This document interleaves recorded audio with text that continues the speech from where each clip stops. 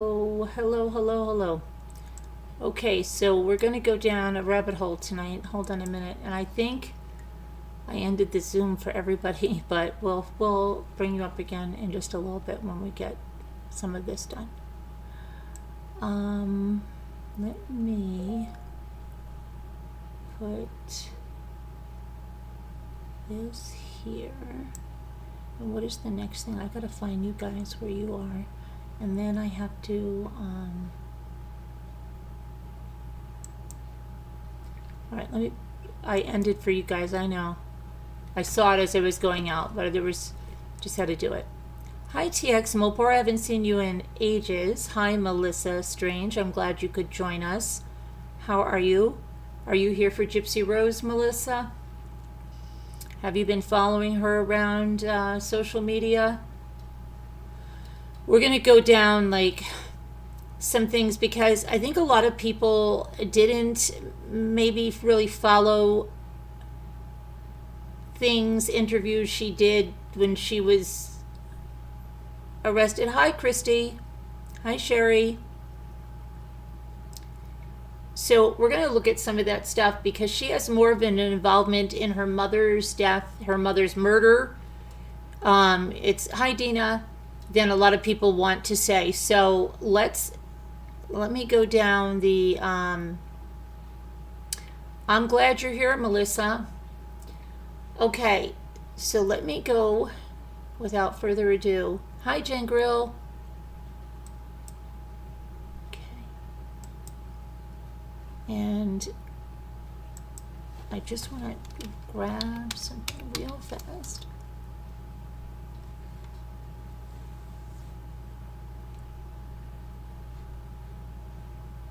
Florida man, I'm just looking at this. Gales 1 wounds his mother and daughter after pursuing a romantic relationship with their daughter. Crazy. Iowa son kills his mother, claims she was practicing witchcraft against him. I'm just looking at this. I haven't been able to check out anything. Real quick, because I just want to do a little sale housekeeping. So Emily Casto, your package is labeled and ready to go out. Debbie D, thank you for your payment. Your package is ready, labeled, packed, going out. Who else is going out tomorrow? Tomorrow I also have Kate O. Your package, your necklace, it's being shipped to the address you want it shipped to. That's going out. And Dina, if you're here, you are here. I don't know, I didn't check my email, but I don't know where I put your address. So if you could just get me that, then I can figure you out and get you going. And then who else did I get out today? There's 4 packages. Emily Casto, Debbie D, White Angel, I got your payment, and we'll talk about those other 2 things and when you want me to ship. I'll try to get those things. I'll try to make them maybe tomorrow or so. Flow on the Go. If you could check your PayPal, I sent you a request for something rough. I have to get you going tomorrow. And Big Mamu, yeah, I sent you a request and probably get that out tomorrow. But there's one more person that's shipping. Kato Kaylin's thing. Debbie D. Emily Casto. There's one other one. Who is it? Emily Casto. Who else was the other one? Oh, Peridot Eyes. I put a request in for you. Who's the other one that got their thing? That's going to really bother me now because there's 4 packages. I have to go. Don't tell me I'm going to have to get up and look at them. Am I going to have to do that?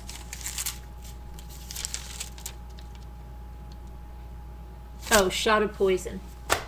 Okay. That's who it is. So 4 packages heading out tomorrow. All right. Let's get going with this. We'll look at those other headlines later. We're going to jump right into this. Okay, so this one, let's see. Okay, so this is from the discovery of this case, okay? And this is a supplemental report from the Greene County Sheriff's Office. And it's about a video that Gypsy made on her cell phone, videoing herself to Nick Godejohn.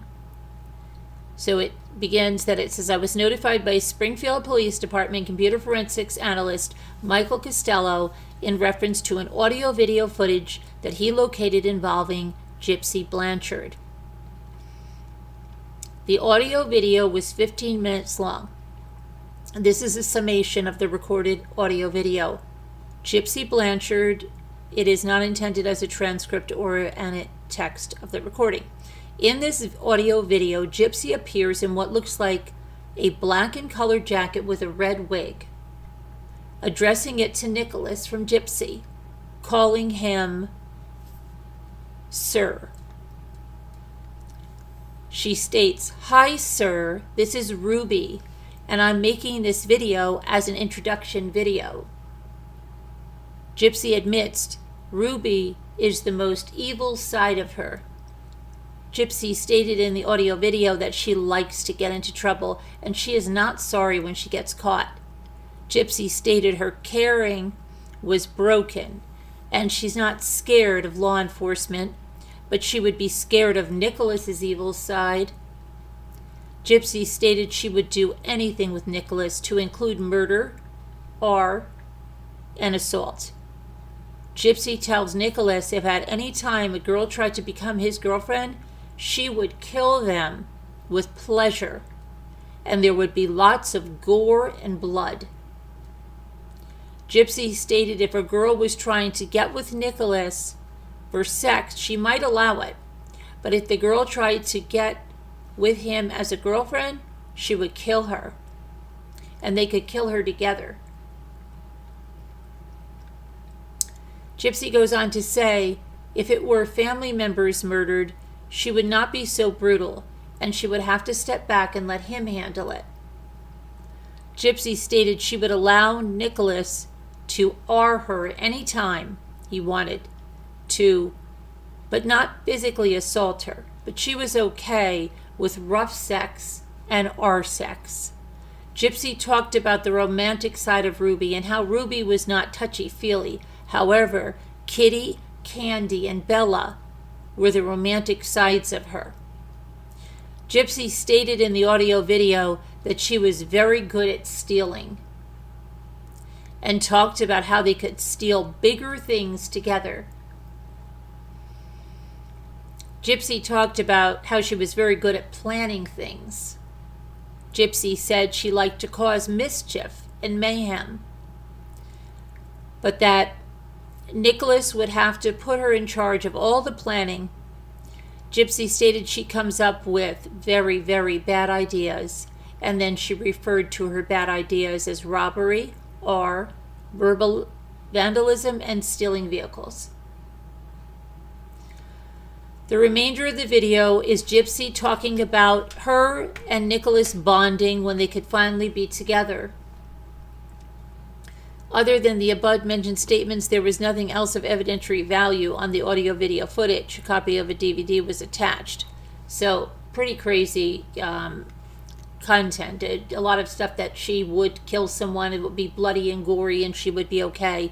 So that part where she said she couldn't have done that because she can't stand blood and gore, right? Yeah. She's a very manipulative person, and she did a lot of this planning, and it's shown in what's in the videos. You know, I mean, how she only got 8 years is beyond me. Okay. And how people are glorifying this person, I don't know.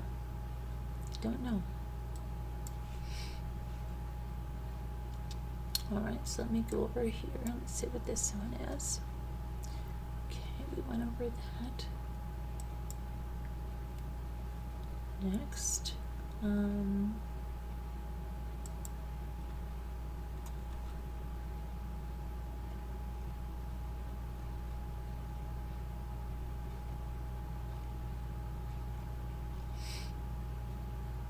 That was this way. Let me see if this is a different one.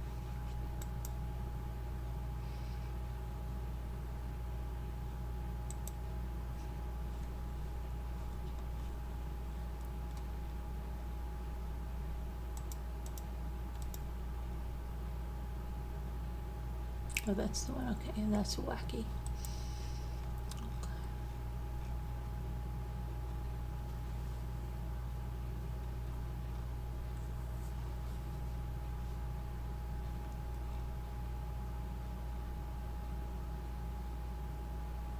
Okay, here's something else.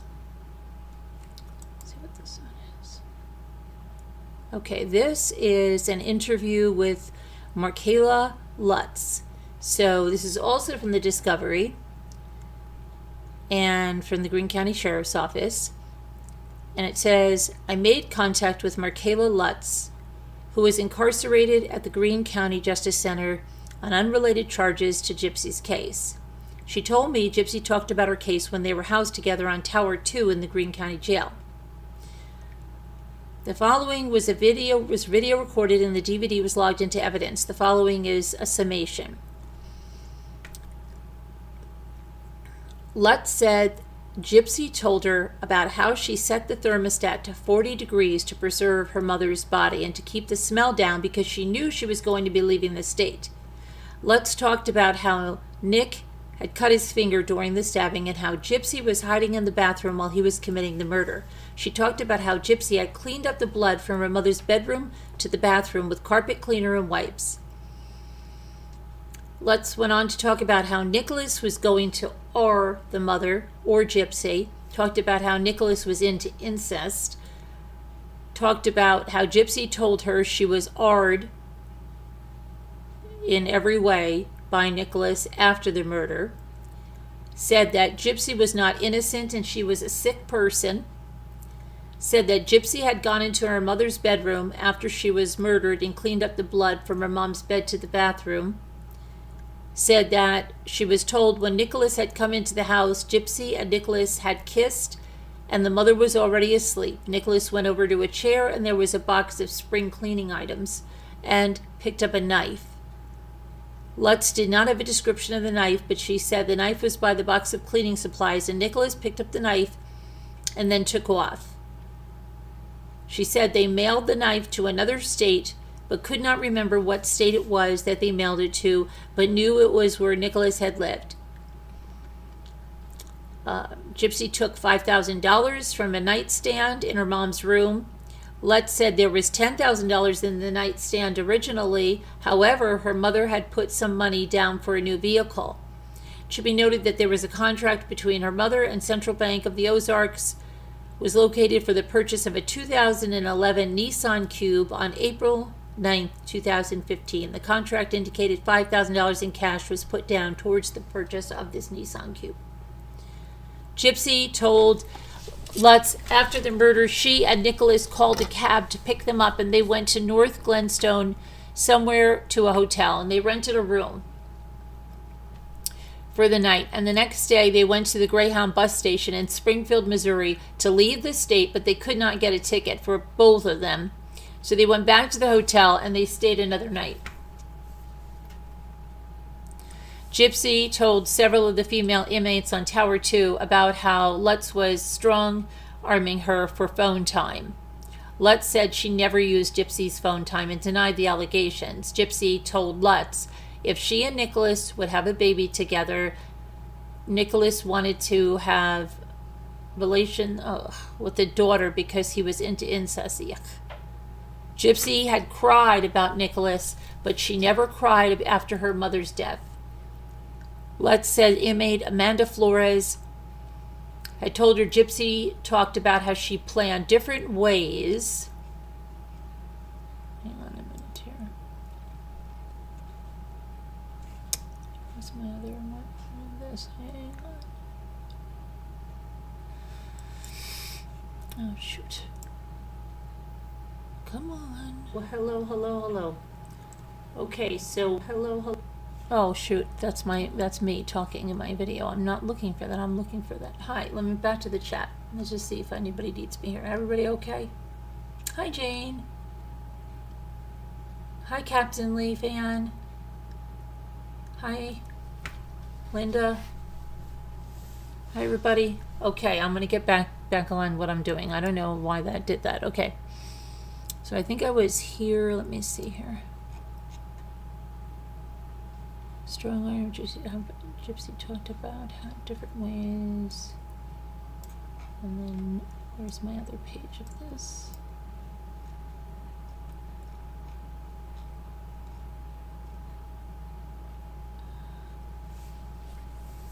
Hold on a minute, let me get something here.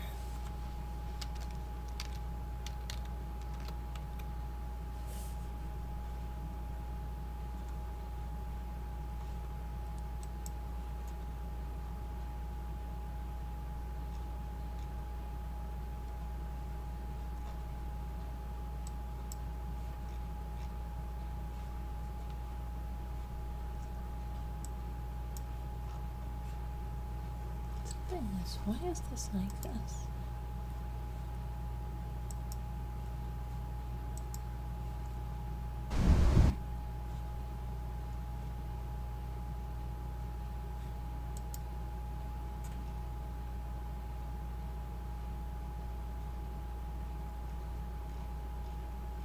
Hang on.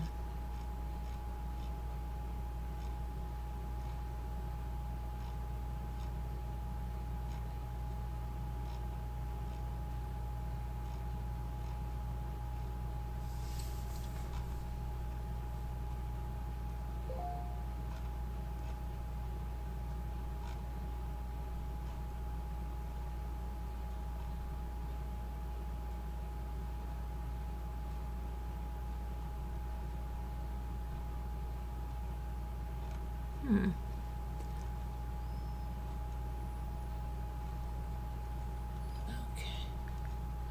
There was something else I wanted to go through, and I lost my page here, but wait, there's something else I have here.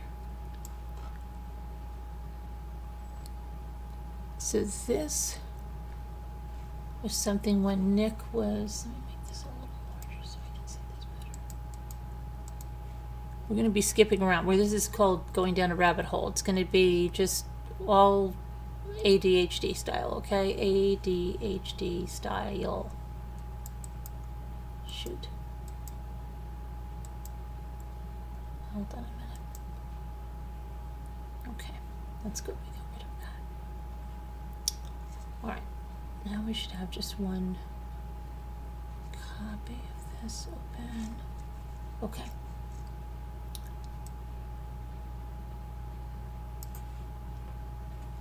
So here's something with Nick's trial, and this is like an excerpt in a transcript of things that happened at the trial. And if this wants to cooperate with me or my technology just wants to be a jerk, don't be a little jerk.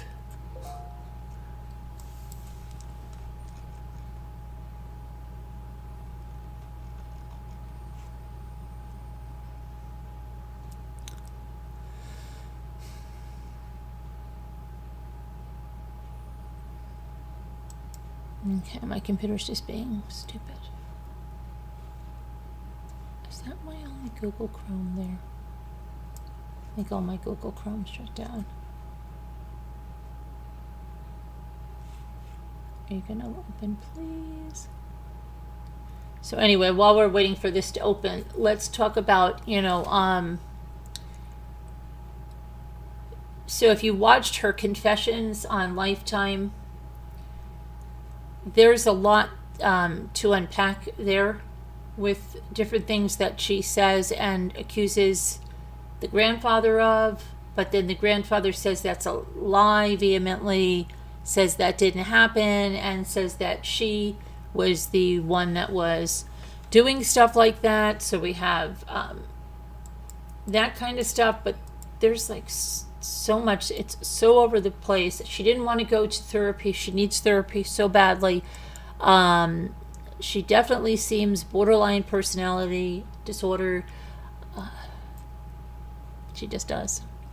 Okay, just from what she said in that what was that guy's name with the V, the guy from The Bachelor, some kind of Bachelor thing. Okay, so let's see what this is about here. This is when Goda John was in court, and there's some interesting stuff in some of the transcripts that we have. So on his, let's see, which witness do we want to talk about? They have,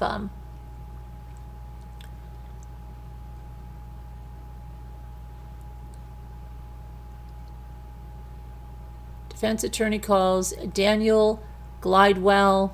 He met Gypsy at a convention. Glidewell kept in contact with Gypsy via video chat. He said Gypsy told him her mother made her stay in a wheelchair and had unnecessary medical treatment. He said that their relationship developed from friendship to a sexual relationship, and that they would send explicit videos to each other. He discussed how they role played occasionally. He referred to Gypsy as being shy and timid.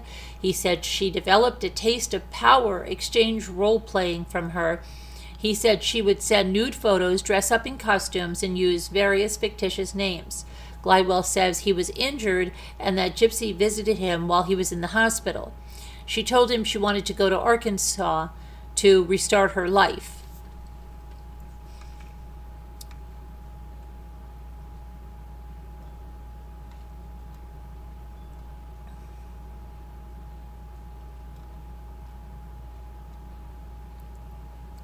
That's what this is about.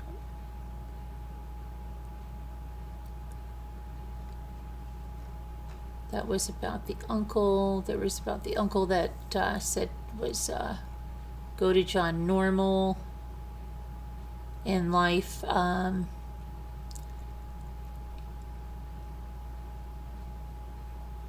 There was something called Gypsys Revenge that was shown during the trial. It showed Dee Dee Blanchard's childhood pictures and interviews of her family talking about her. Rod Blanchard is interviewed about Dee Dee. He says he never met anyone like her. He says she stood out.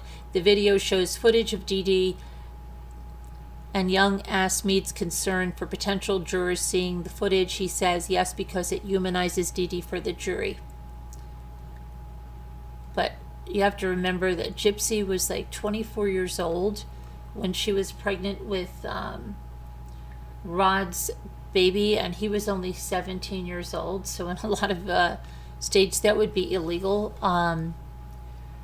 But, you know, why was Dee Dee going with 16, 17-year-olds? Because she could manipulate them more? Is that why? You know, I mean, just a bad overall whole thing. Yeah, terrible things were done to Gypsy. Yes, they were. But she also learned a lot of behaviors that now can be very dangerous, very frightening, right? They really can. Okay, so let's see what else we have here.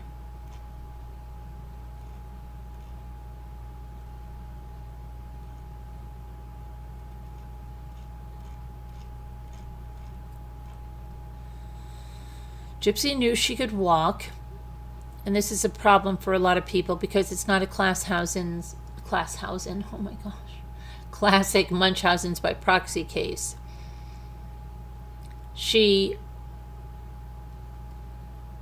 kind of knew her mother's grift, right? And she became an accomplice. She was abused, but she was also an accomplice. She meticulously planned her mother's murder. She manipulated a man with autism.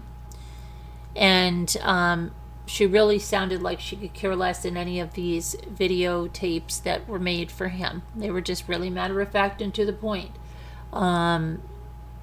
She knew about what to do after, to keep the AC on, to keep her mother's body cold, to mail the knife back, you know, to Nick's house. You know, all of this stuff. She knew what she was doing. And then that Facebook posting that she did, right?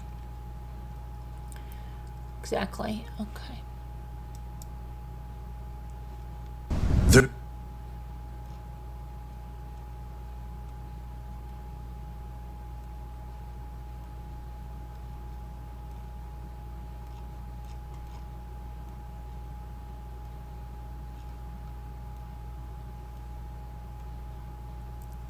Okay, let me see something.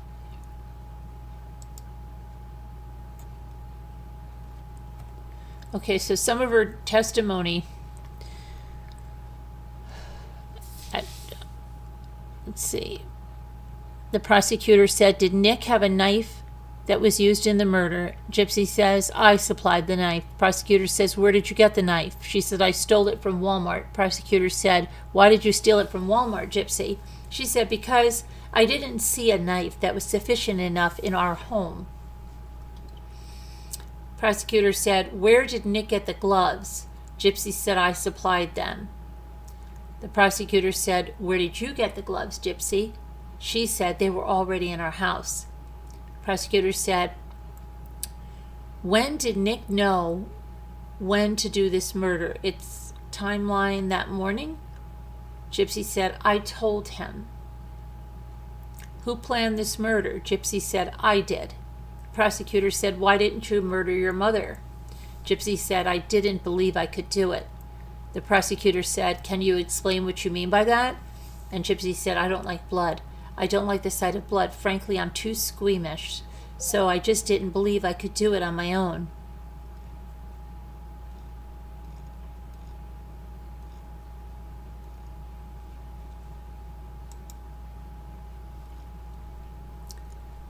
So she's doing nothing but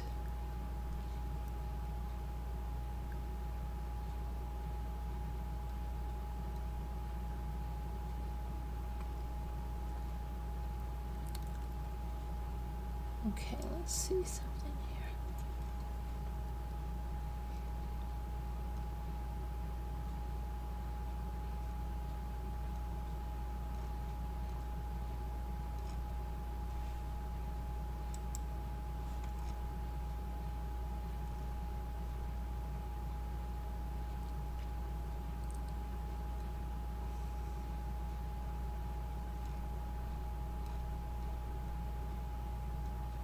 She may be getting new teeth. Well, I think if she's worth $10 million now and she needs these new teeth, she'll get these new teeth, right? Okay.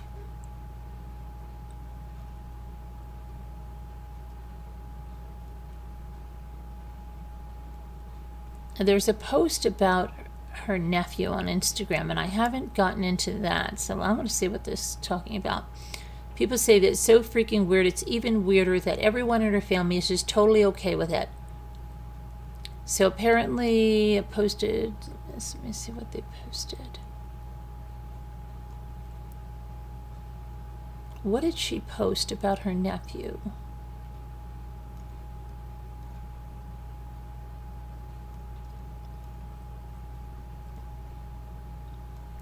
What did I...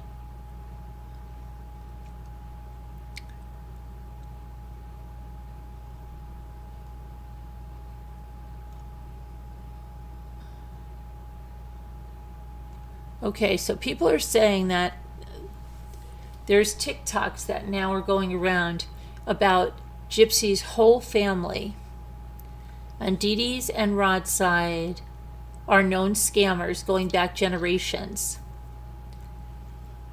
Let's see. And this is just allegedly, okay? I can't...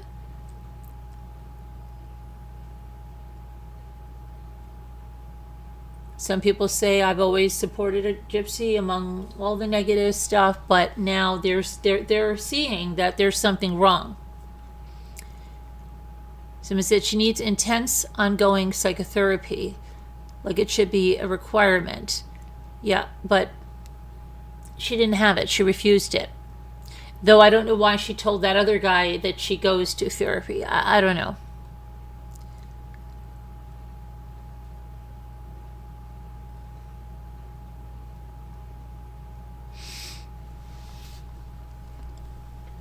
Let's see what else we have here. But what did she say about this nephew? Because I didn't see what she posted. Did any of you see it in the chat, what she posted on Instagram about her nephew? Let me see. Let me go back to the live chat and you can tell me. What she posted about the nephew?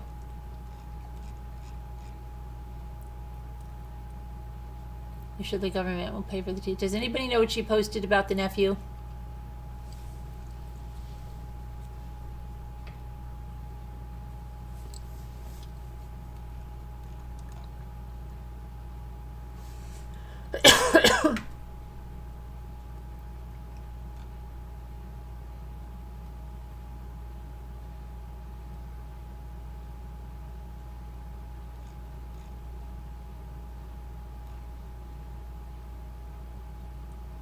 You guys don't know?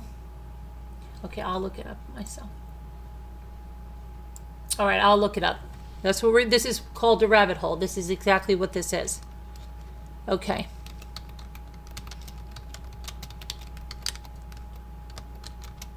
It means we're just going to research. That's all we're going to do. It's not, scripted or anything like that. Deep dive. Okay, so she gave the teenager a shout out in her caption writing, hanging out with the nephew, Noah. She put, I guess, his Instagram name. Said, girls, show my boy some love, and hit his DMs. I don't know how old he is. She added a winking face emoji and an emoji with 2 pink hearts. She also said, only the age appropriate ones, though. He's 15. Great. Great. So people are upset that she risked this 15-year-old's safety, right? So yeah, let's see. Gypsy, gypsy, gypsy.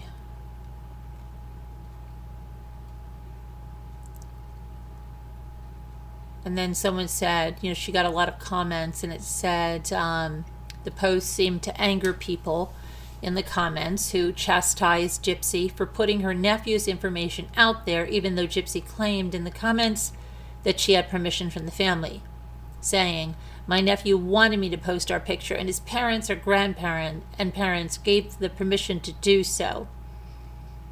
It's all in good love.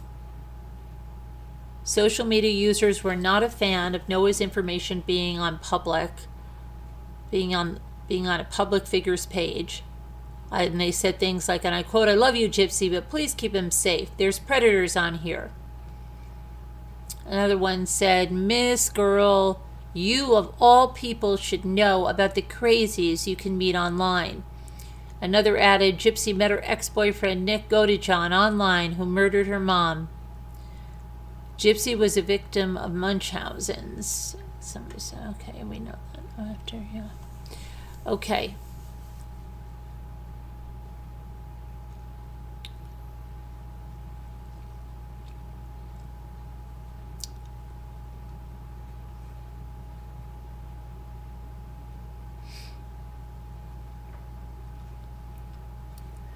Okay.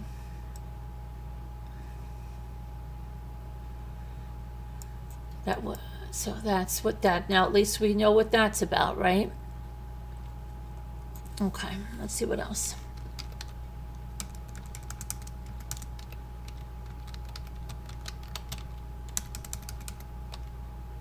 Shoot.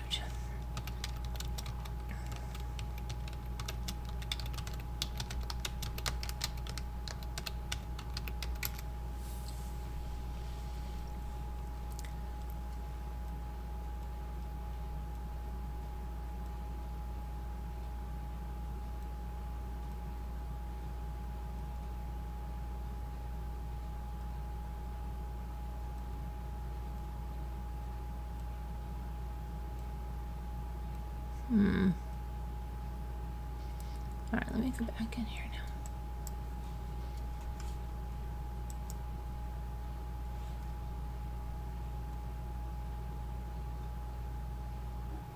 So she had a recent scandal. What is not the scandal? Let's see.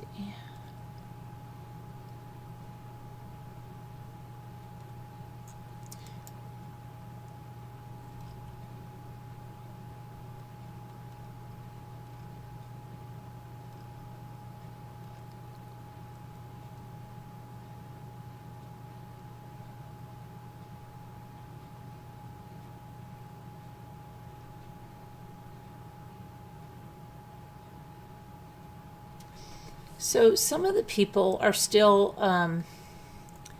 holding out hope, but they're, like trying to rally around her. Others are saying it's too crazy.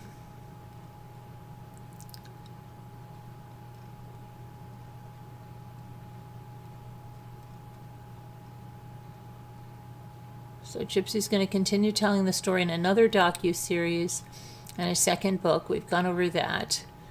She's got to keep this going. And this is Nick's appeal. And I think, did we start going through this appeal of Nick's? Let's see. Nicholas Godejohn.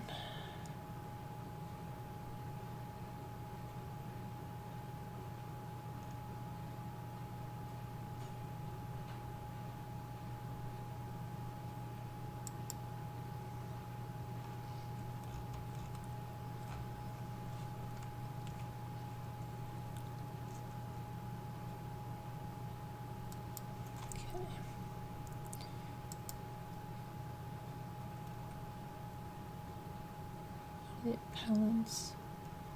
Page 19. Okay, so let's go to page 19. Saying that that's what we should really go to and take a look at that. Because it shows the manipulation. Okay, let's take a look.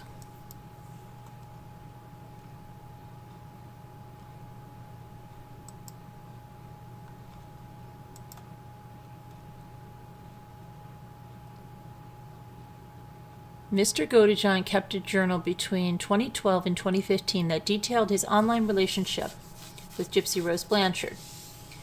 The doctor testified that the journal reflects Mr. Godejohn's ASD, Asperger's, because it mostly recounts facts instead of qualitative emotional content. He wrote goodnight to himself. Once he wrote, note to self, always keep Gypsy close, for she is everything I ever wanted. He also noted that he and Gypsy were becoming in sync with each other by their communication. The journal reflected the relationship. It was all-encompassing to Mr. Godejohn. Dr. W. reviewed the large number of videos that Gypsy sent to Mr. Godejohn and the ones that Mr. Godejohn sent back.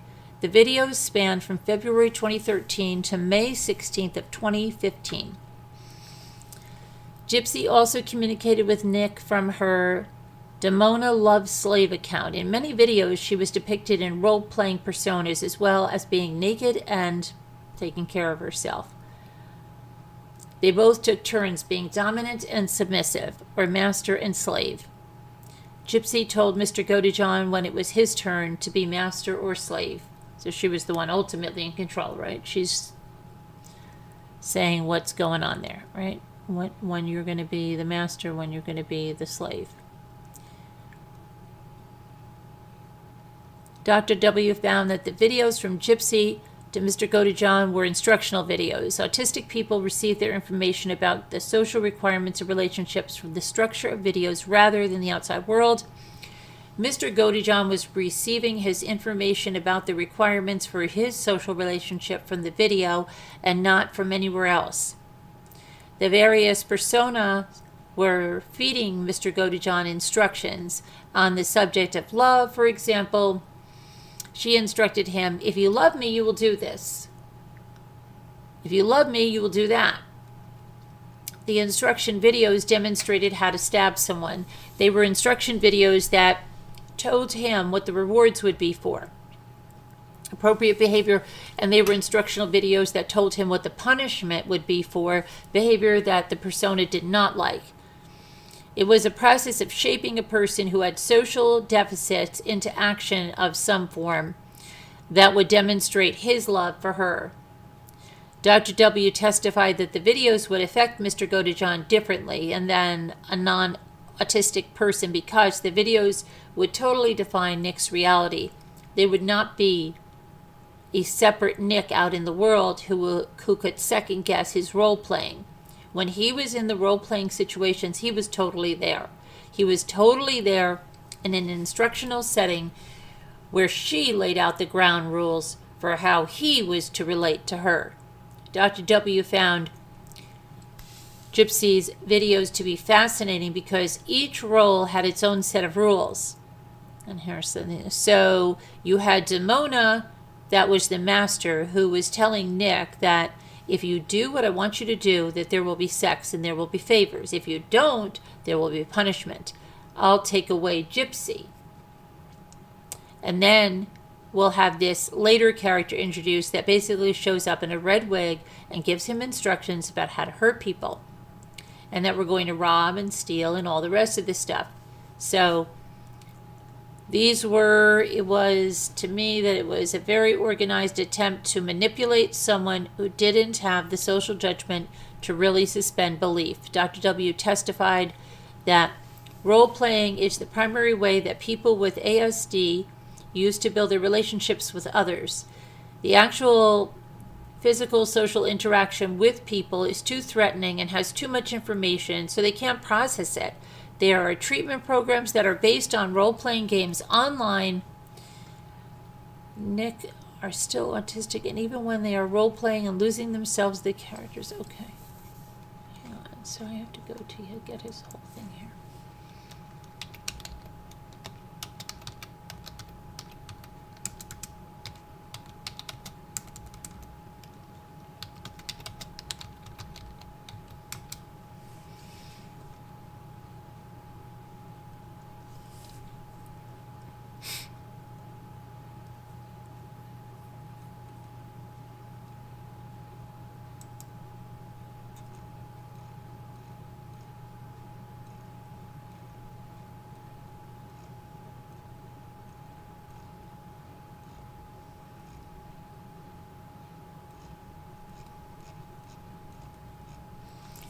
It keeps showing me that I got it over.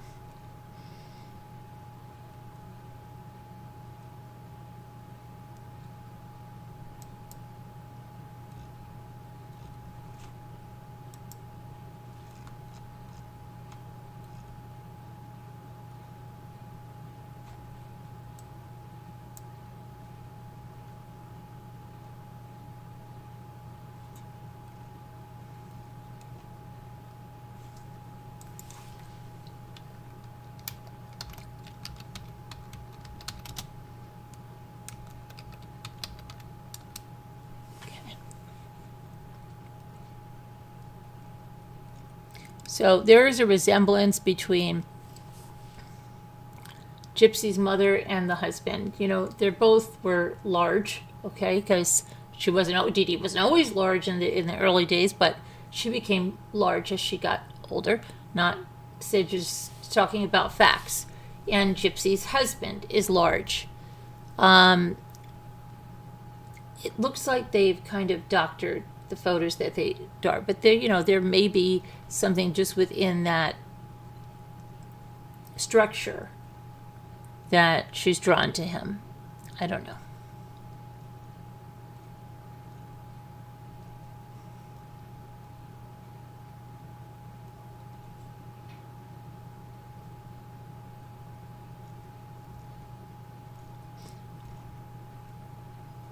People are saying she is doing things that could, violate her parole or something. I don't know. And then that she's canceled. Well, that was kind of par for the course that it was so much so soon, right?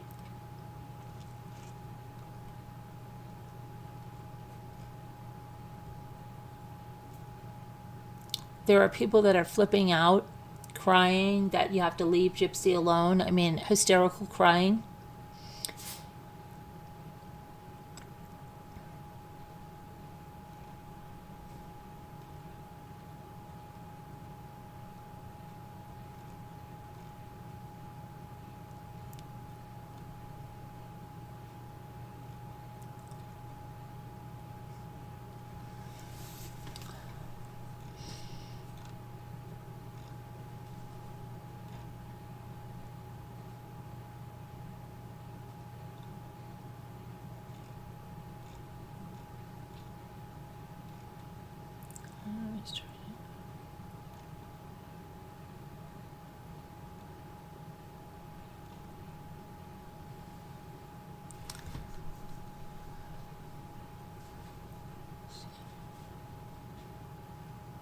What is going on?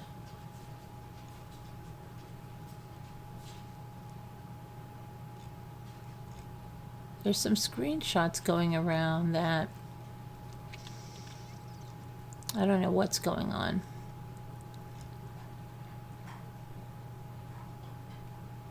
Kind of crazy. What is this one?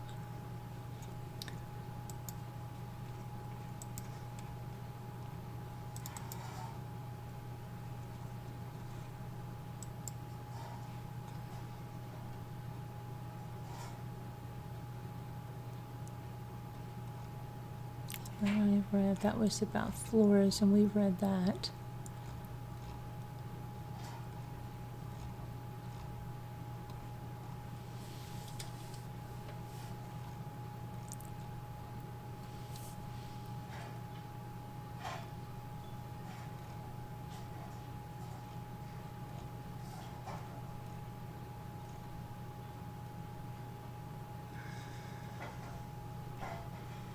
I don't know. There's so much crap out here. I would not even. Let's just stick to stuff that shows her manipulation of okay.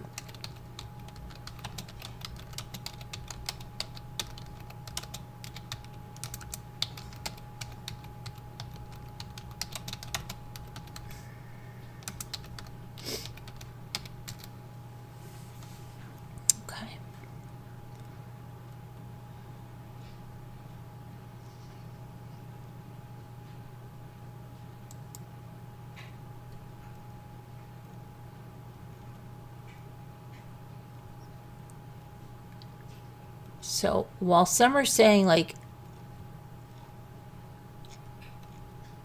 they're saying they're both dangerous, okay? But it seems like more and more are believing that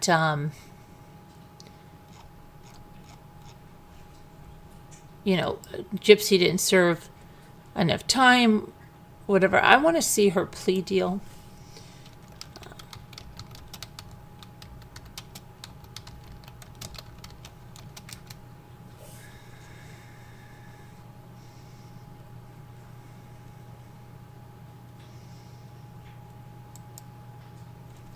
Okay, so this is back when this happened. Blanchard's attorney said Gypsy's mother forced her into a wheelchair and held her a prisoner for years in the family's home. Greene County prosecutor Dan Patterson acknowledged the abusive relationship after offering Blanchard, who was 24, a plea agreement that includes only 10 years in prison, the minimum sentence for a second-degree murder charge. Blanchard will be eligible for parole before her 33rd birthday after admitting her role in the June 2015 stabbing death of her mother, Dee Blanchard, 48. Patterson said that after Tuesday's hearing, he believes he could have secured a first-degree murder conviction in this case, meaning that Gypsy would have to spend the rest of her life in prison, but he did not believe that was fair because of the abuse that Gypsy suffered at the hands of her mother. When you look at this case, it's a murder. And it's a first-degree murder. But it's also one of the most extraordinary and unusual cases we've had. Gypsy's attorney, Mike Stanfield, said he was able to uncover decades worth of abuse that Dee Blanchard inflicted on Gypsy as part of an elaborate fraud scheme. Essentially, Gypsy's mother was holding her prisoner.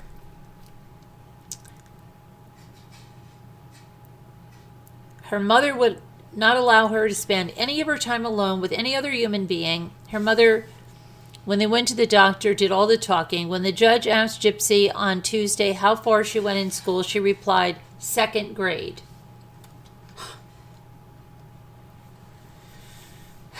Stanfield says he doesn't believe his client had any formal schooling beyond kindergarten. Gypsy's boyfriend and co-defendant Nick Godejohn, 27 then, is still facing a first-degree murder charge in connection with the murder. He is scheduled to go to trial in November. There is no agreement for Gypsy to testify against Godejohn. The prosecutor said he could not comment on whether he would call Gypsy to testify at Godejohn's trial.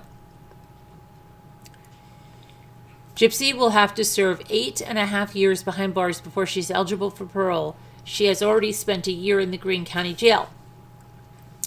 Stanfield said his client's health has improved in the year she has been in jail and not in her mother's care.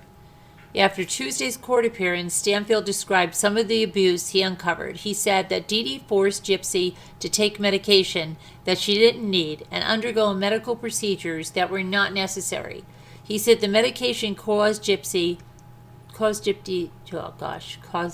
teeth to fall out. Even after reading through all of the records and going back and compiling things to prove to Mr. Patterson, it was still difficult for me to read some of the things that I was reading, Stanfield said. Asked what his defense strategy would have been if the case had gone to trial, Stanfield said he would have focused on the abuse that his client suffered at the hands of Dee Dee Blanchard. Asked if he thought that he could have convinced a jury that Gypsy Blanchard's actions were justified, Stanfield said he believed taking the plea was the right call. It is the best outcome for her. It is the best outcome for the state of Missouri. It's the right thing to do for everybody. The Blanchard case captured national headlines in part because of the strange twist in the narrative. Friends and neighbors believed Gypsy Blanchard was disabled and needed a wheelchair. They feared she was missing and endangered when her mother's body was discovered on June 14th of 2015 in the family's home on Volunteer Way. A bizarre post on her mother and daughter joint Facebook account said, "That bee is dead," added to the intrigue. It wasn't long before investigators learned there was a lot more going on inside that pink home than those blacked out windows would reveal, right? By June 16th, Gypsy and Goda John had been arrested in Wisconsin, and they were both charged with first-degree murder. Deputies say Gypsy, who can walk just fine, arranged for Goda John, her boyfriend, she chatted with on a Christian dating website, to come to this Springfield home that Gypsy and her mother lived in, and they took more than $4,400 from her mother's safe, and they fled to Goda John's home in Wisconsin. Over the next few days, the story kept changing, with family members saying Dee Dee Blanchard imprisoned her daughter and forced her to pretend she was disabled. The sheriff also said the mother and daughter, who were thought to be Hurricane Katrina survivors, were running out of extended financial fraud schemes, and the women apparently duped everyone from the sheriff's office, which investigated concerns about Gypsy's health 5 years prior, to organize things like Habitat for Humanity, which supplied the Blanchards with their home on Volunteer Way.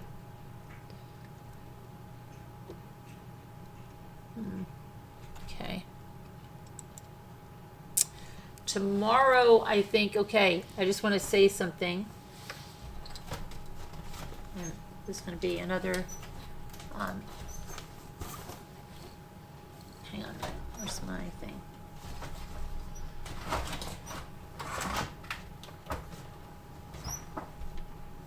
What the heck?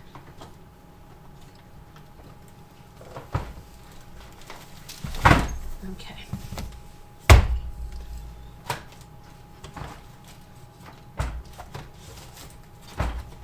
I've got, okay, somehow my watercolor paper got into my peanut butter. No, I'm just thinking about that Reese's commercial. No, I need this. Okay, so tomorrow, I just want to say this. Tomorrow is Monday. Tomorrow is the 22nd.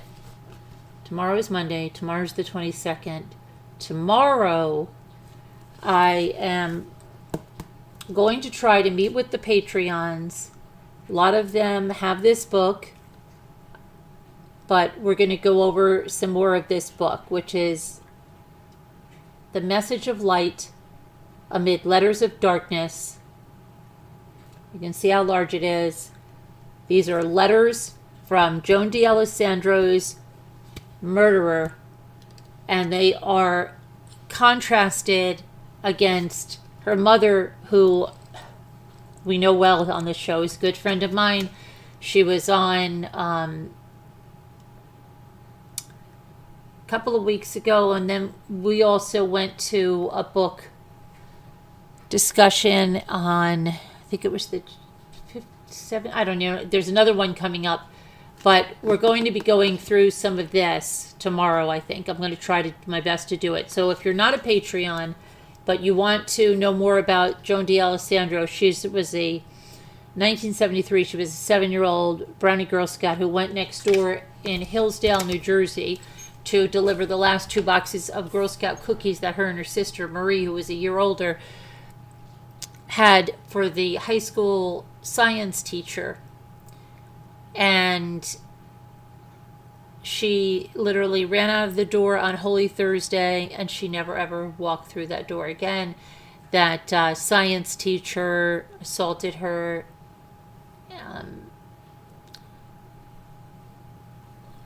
essayed her, killed her, and then put her in a state park. And she was found on Easter Sunday. But Rosemary, her mother, who we think is just a fabulous woman, had fought to keep him in prison, and Joan's Law, and help with Paula's Law, and all this stuff. So if you don't know how these letters got to them, they had these fundraisers for their foundation. And one of the fundraisers was this huge garage sale. And this guy showed up and brought all of these letters to this garage sale, and he said that my mother was writing to your daughter's killer in prison, and I think maybe you might want these letters. So these letters were printed in there, and then Rosemary gives a summary. She talks about the parallels of her life at the time, and it's very, very interesting, very compelling book, and we're like through, I don't know, 200 plus pages. So we will be doing more of that tomorrow on Patreon, if all goes according to plan, right? Life is always crazy, but we will do that. So I don't know if any of you want to do that. Nightbot can drop the Patreon link, and then you would just come on a Zoom with us, and you would be able to talk and interact with us. Okay? So I hope that you will consider doing that. Okay, let me get...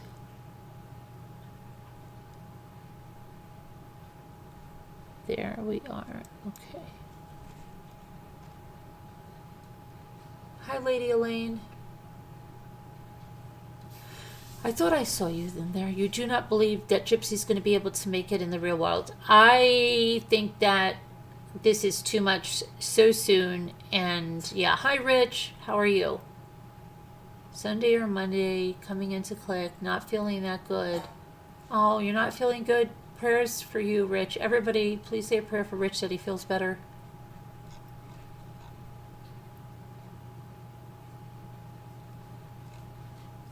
Okay. Well, we'll see what happens there. I want to go over some of those headlines too right now because they're bizarre. This guy kind of looks like, I don't know, a young Chet Day, but I don't know what it is about this one. Florida again, of course. What is it with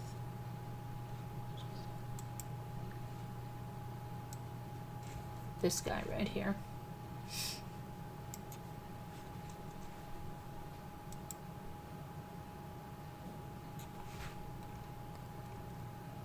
Tampa man admitted to, oh my gosh, my whole keyboard just flew down there, to shooting his mother and teenage daughter and killing his mother's friend after allegedly trying to force the 17-year-old into a relationship with him.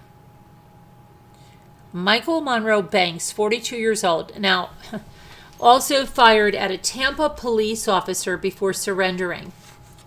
The court documents tell us that Banks told police he wrote a letter to his daughter insisting that she enter into a relationship with him and not date anyone else.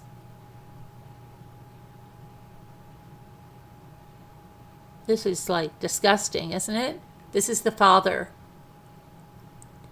And that he became upset when he heard his mother and her friend talking about leaving with the teenager.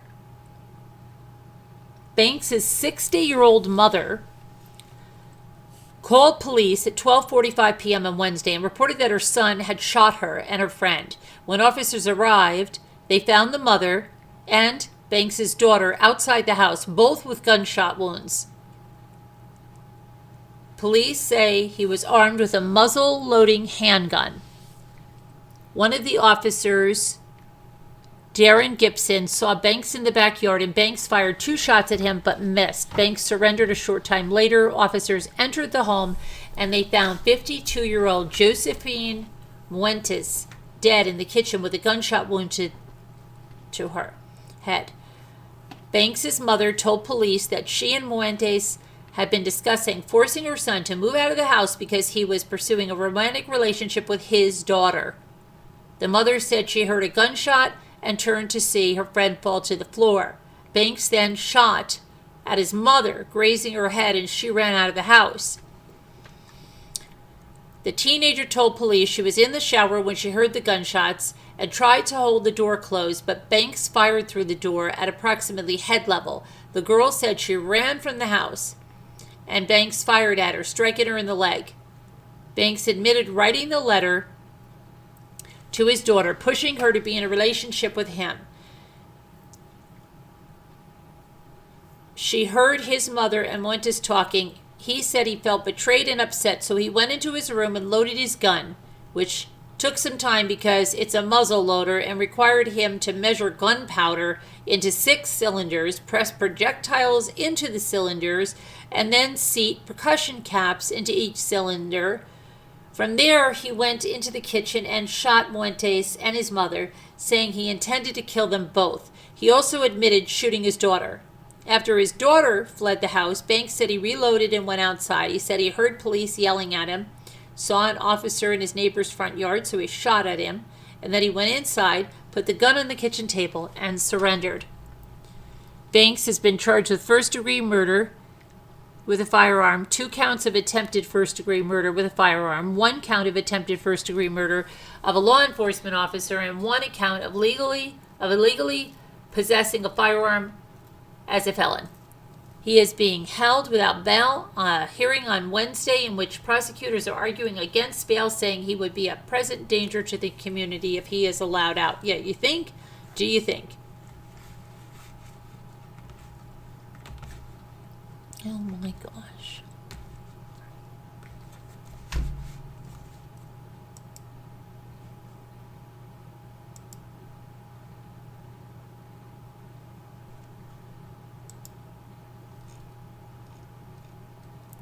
Okay, let's see this one now.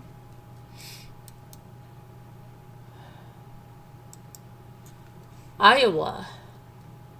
And we got a turtle suit that's coming off.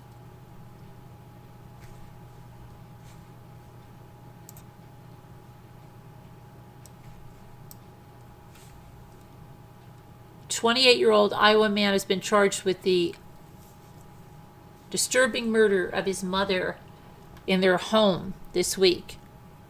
A friend of Jennifer Ann Daisy called police just before 9 a.m. on Thursday after finding her body in a bedroom, 46 years old. Court documents say 2 of her fingers had been severed, and she had significant injuries to her neck, face, and head. Police found Tyler Daisy naked in his room and not overly responsive. He was charged with first-degree murder in his mother's death and animal abuse, causing death for the death of the family dog, which was found dead on the sofa from head injuries. Disgusting. Police say they found a tactile tomahawk in the bathroom and its sheath on the dining room table after securing a search warrant for the house. Police did not say if they believed it was the murder weapon, but it was sent to the crime lab. Tyler was checked out of a hospital before he was questioned by detectives.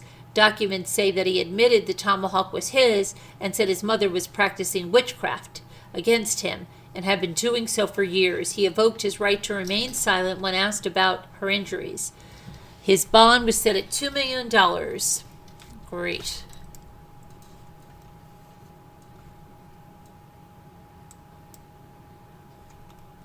Okay, and now we have the opposite.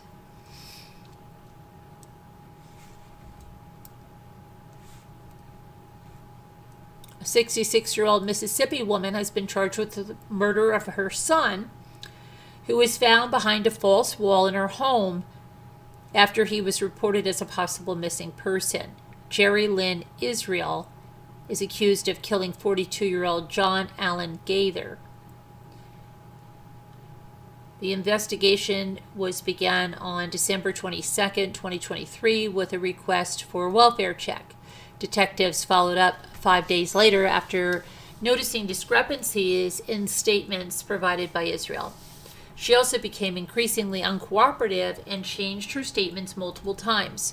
In the course of the investigation, Gulfport police learned that Israel had been convicted of killing a woman in Florida in 1995 and driving around with her body in the trunk of a car for several days before dumping it into the Indian River County. Armed with that information, the detectives secured a search warrant this week. But Israel took an unsafe amount of pills. She was taken to the hospital. While she was there, the detectives conducted the search and found Gaither's body in a box behind a false wall. She was then taken to the Harrison County Adult Detention Center, where she's being held without bond. So she was already, this is crazy, charged with killing a woman in 1995, driving around with her in the trunk of her car for several days before dumping her off, and she's out and then commits the murder of her son. What is going on here?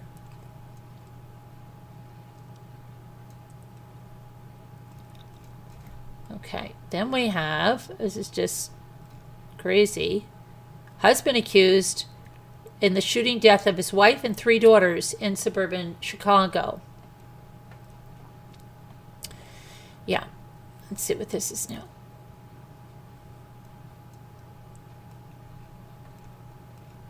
This is in Tinley Park. A man fatally shot his wife and daughters at a home in south suburban Tinley Park on Sunday.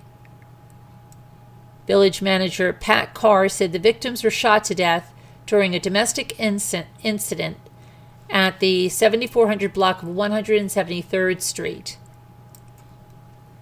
Loved ones gathered at the scene Sunday night with heavy hearts. When police arrived at the scene Sunday morning, officers found 4 women dead inside the home, all from apparent gunshot wounds. A man was also found in the home, but he was uninjured. The man is in custody. The suspected shooter was the husband and father of the victims who made the 911 call. The Cook County medical examiner identified the victims as Mahida Kasim, Halima Kasim, Zahia Kasim, and Hanan Kasim. They were 24, 25, I don't know if they were twins, and 59.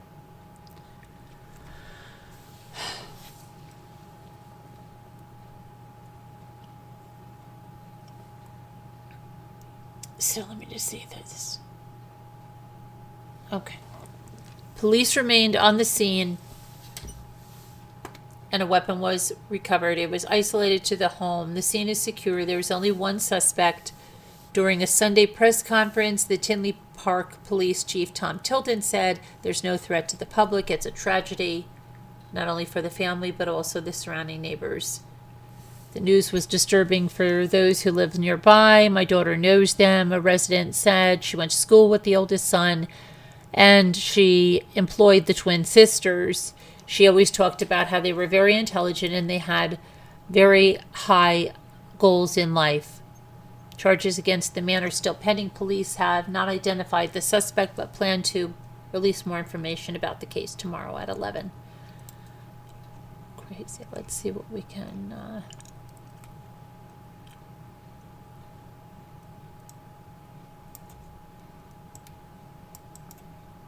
do a little bit of a deep dive on this right now. Let me see.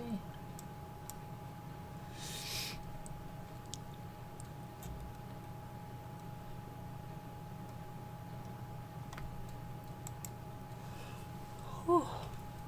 Okay, so here's the house. Let me pull that over.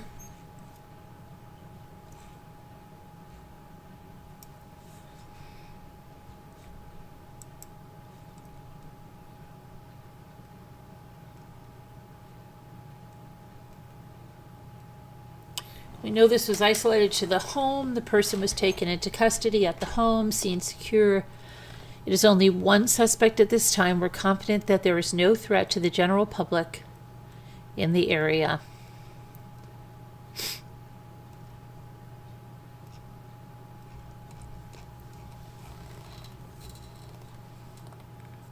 Crazy, right? Let's see if there's any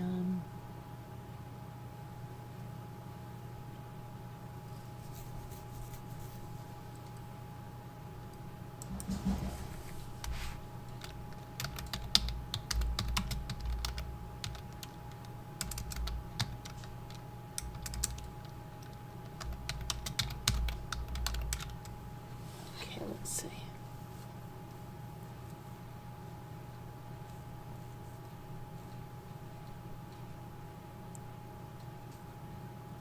Well, you know what? It's very sad. But it looks like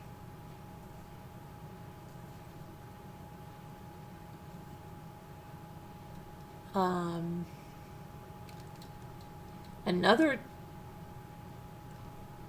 Tinley Park father on January 14th of 2024 committed an honor killing of his daughter over a prom date.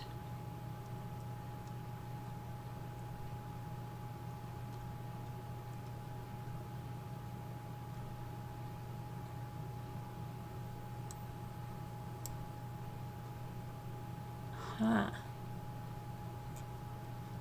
In the same area.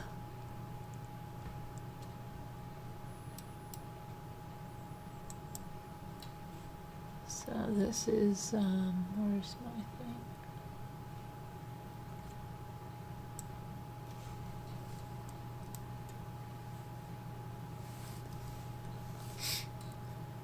Let's see, I'm not sure who's, let me see what that is. The 4 women who passed away in a domestic-related shooting have been identified as a mother and her 3 daughters. And now they're saying the mother was 53. Mareela Kasem was shot and killed by her husband, Ibrahim Kasem, at their home Sunday morning. Law enforcement is aggressively investigating the incident in which 4 adult women, including a mother and 3 daughters, were found fatally shot at their Tinley Park home on Sunday morning. The terrible thing happened at about 11:30 a.m. At 11:20, law enforcement got a 911 call from a guy on the scene reporting a shooting inside the house. The suspect, identified locally as Ibrahim Maher Kasem, was taken into custody. A male suspect was caught at the scene. However, it's unclear if he was the person who placed the emergency call. A weapon has been recovered. So, yeah, there were 25-year-old twins and then a 24-year-old daughter, and then some reports were saying that they had other children. I don't know.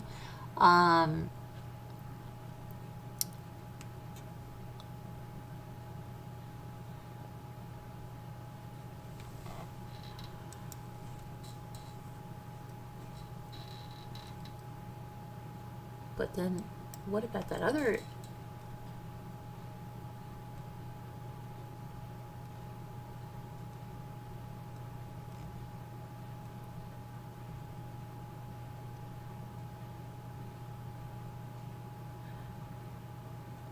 What the heck?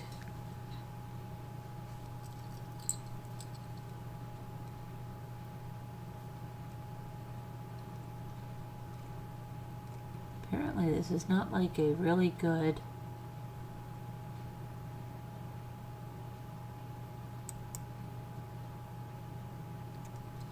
this again. Now this is crazy. Okay, so this Tinley Park again. There were documents that showed, hang on. The Tinley Park High School senior at 10 o'clock, a tragedy in was found. Let me see here. Mia Morrow 17 years old, was found dead inside her Tinley Park home on Sunday. According to police, her 42-year-old father, Mohammed Al-Maru, has been charged with felony first-degree murder. Authorities found Al-Maru, who had suffered self-inflicted wounds to his wrist and throat. He had also ingested pills. He was taken to an area hospital where his condition was stabilized. He was intubated at the hospital. Police were not able to question him until Monday afternoon. Based upon questioning on evidence gathered at the scene, authorities have charged him with the murder of his daughter. One day after the Tinley Park High School senior was found dead, her friends and classmates expressed sadness and shared memories about the person they adored. One neighbor said she saw police activity in the home on Sunday. I was scared. I didn't know what happened. I just wanted to know they're all okay.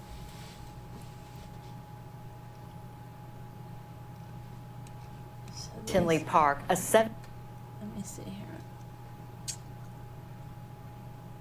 One second. I want to just get this right here. Sorry, I'm all over the place today. It's been a crazy day with a bunch of stuff I had to do, and then I wanted just to get down a little bit of Gypsy down in a little, and I know it wasn't, I didn't get to do as much as I wanted, and then I wanted to go over these headlines, and I know I'm all over the place. It's just, I'm sorry. So this is the girl who was killed there. Let me pull that over. Uh-oh, where'd you go? Don't be non-responsive.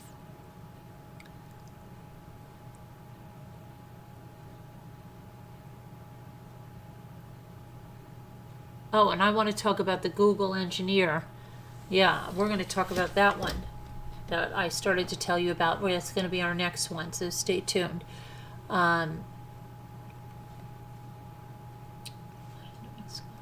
Wanted to get her picture out there, but wants to just keep telling me it's going to decide to be here it goes. Okay. Stop being non-responsive and just stop it and go.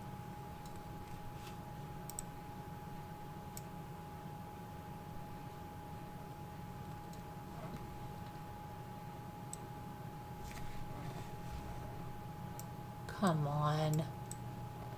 Are you for real?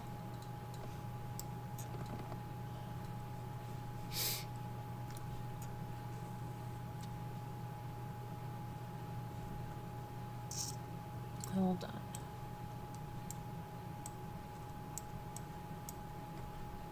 Doesn't want to listen to me right now.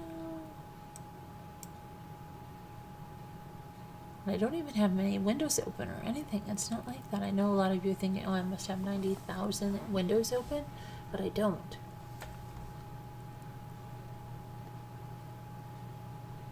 Oh my gosh. Okay, let's see.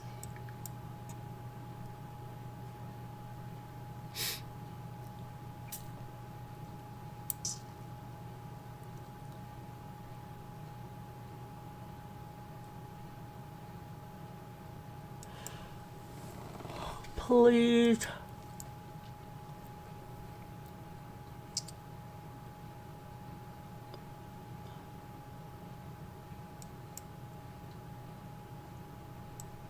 I am so sorry. Alright, I'm gonna I think I'm gonna shut this, the Google Chrome down and just reopen it, and we'll look at the, I'm just gonna shut it all down because there's too much stuff open. Hang on. Apparently it's like a lunatic zone. Let me get rid of it all. And I'm going to restart it with nothing. Come on. My task manager must even be a little jerk. Little jerk. Get out of here, you stupid task manager. Alright, let me I shut this all down? Google Chrome. There's only 95 windows. It's not a lot. Okay, that's gonna shut everything down. I will just hang with me for a second. I don't know why I hurt my hand. Probably doing all my packaging.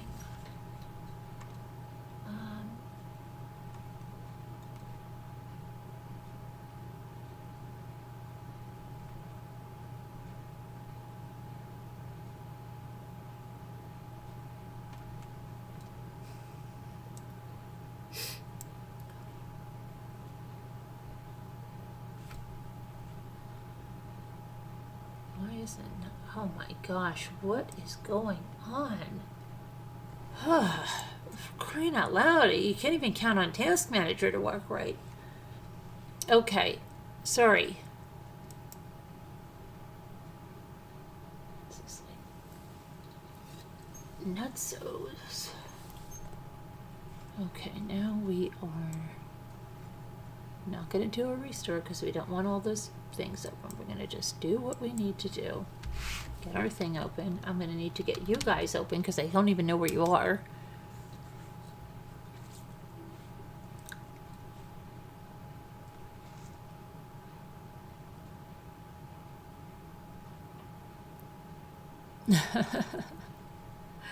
I am laughing my butt off at something. Talk about oversaturation of Gypsy Rose. Oversaturation is a trend. Okay, I am just laughing and laughing. Okay, let me go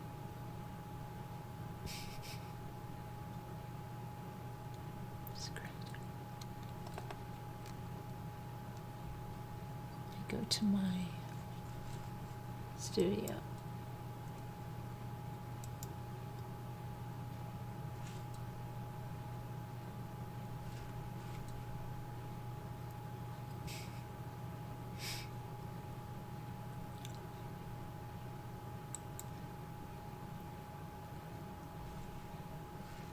All right, I am going to be back now. I'm going to pull this video here. Let me go and put that there. And I'm going to come back in. Oh, wow. Okay. I'm back. Hi, White Angel. How are you? White Angel, I got your, I don't know if you were here earlier. I was going through some of the housekeeping on the, sales. I got your payment. Thank you. Tomorrow, I'm going to try, doing a Patreon. I'm going to try to do that with Joan D'Alessandro, but I'm going to hopefully work on your 2 commission pieces that you wanted. And if I can get those done tomorrow, then I'm going to try to organize your stuff to see what can ship out, okay? And we'll work through that. So I already got 4 packages done that are shipping, and then it's really like you, Sharon, and Ruff Peridot. I just have to wait on that, but she's already been building everything. Okay, so we can talk about that. All right, let's go back to this honor killing and Tinley, and then we're going to talk about the Google executive. Don't let me forget that. And then, okay, we're going to do that.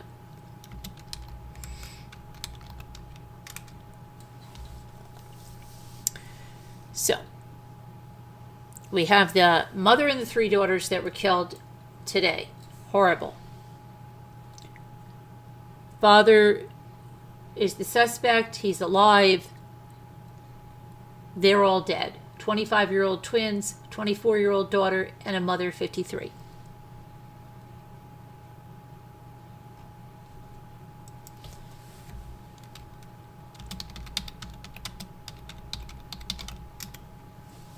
And remember that other honor killing trial we went over? Remember that one? Do you guys remember that one? I forget where that was. Was that in this area? I think it might have been. Remember that one? The 2 girls? Ugh.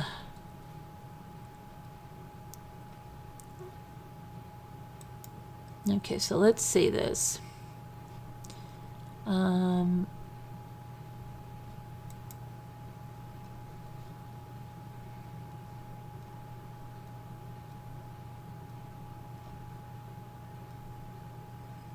on the day of the prom,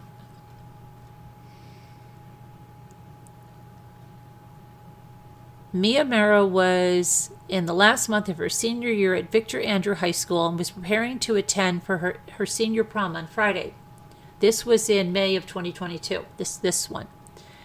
Mara told her friends and family that she had been given permission to attend the dance and that her father had picked out her dress for the event. However, the day before the dance, Mohammed Al-Maru told his daughter that he changed his mind and that he did not trust her.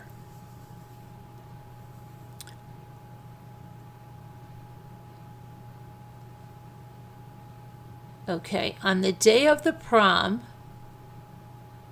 Linda, let me see who Linda is. Linda's the mother. Let me see here. During the police's investigation, they uncovered a letter that Muhammad wrote to his son after allegedly beating his daughter to death. He beat her to death.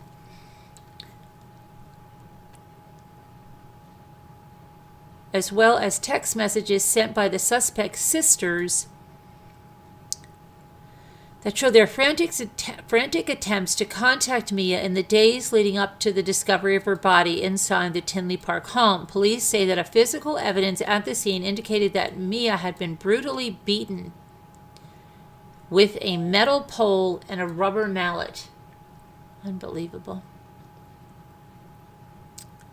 Muhammad was found lying next to his deceased daughter on Sunday and had suffered self-inflicted cuts to his wrists and throat and had ingested medications, according to police. He was taken to an area hospital where he was continuing to receive treatment when this was first, reported on.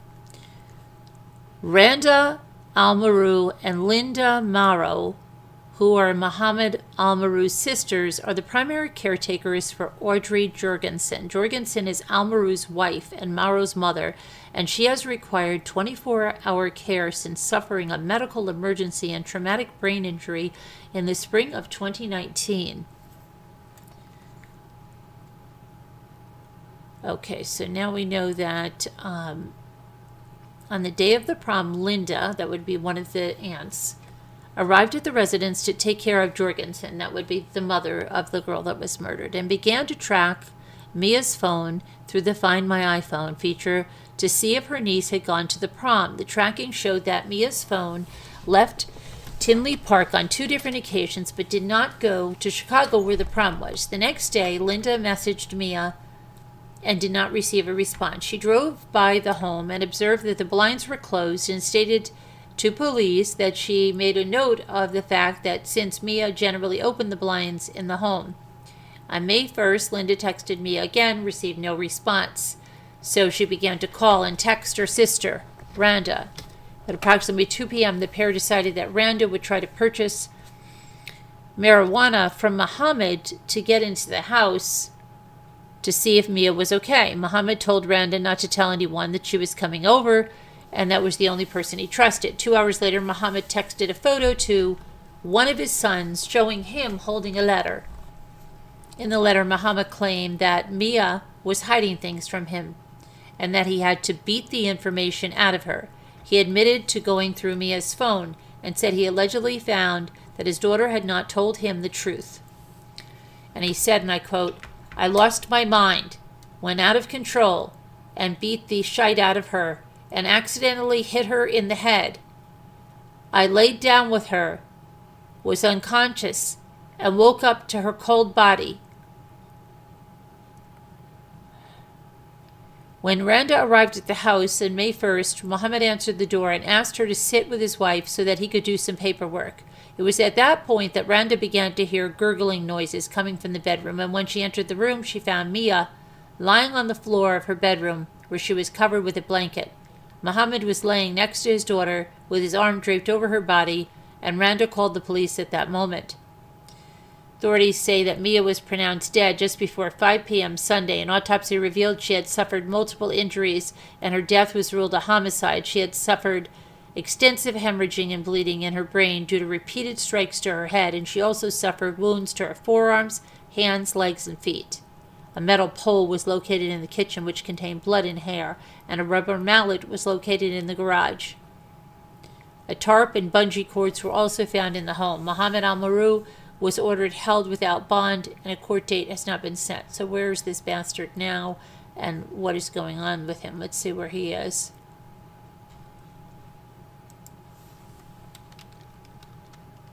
I'm just... Oh my God.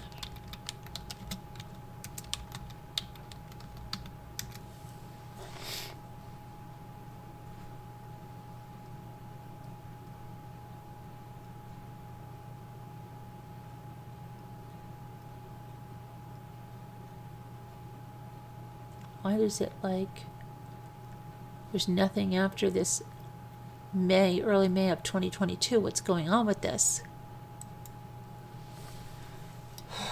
Wow, let's see.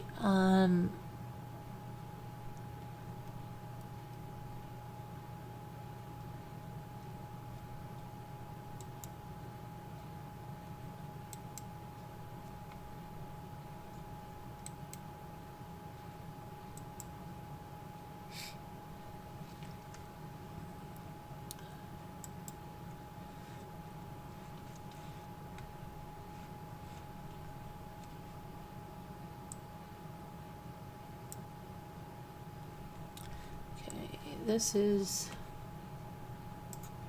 father and the daughter, the murderer. And crazy. Let's see. Why is there nothing more on this case? There's literally nothing more from that time. It's just crazy.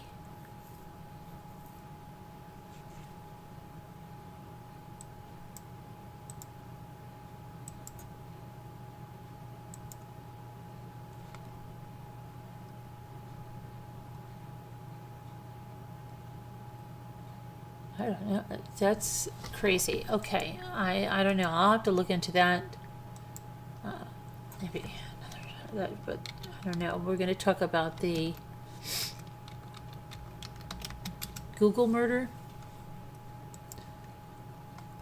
I told you about this last night.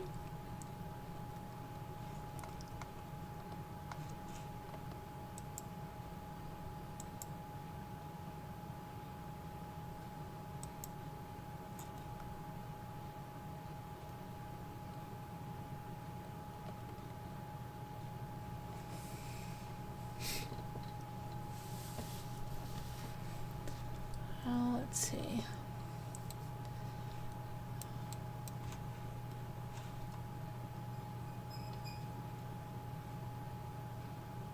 "23 lost skiers and snowboarders were rescued in frigid temperatures in Killington, Vermont." Who sent them there?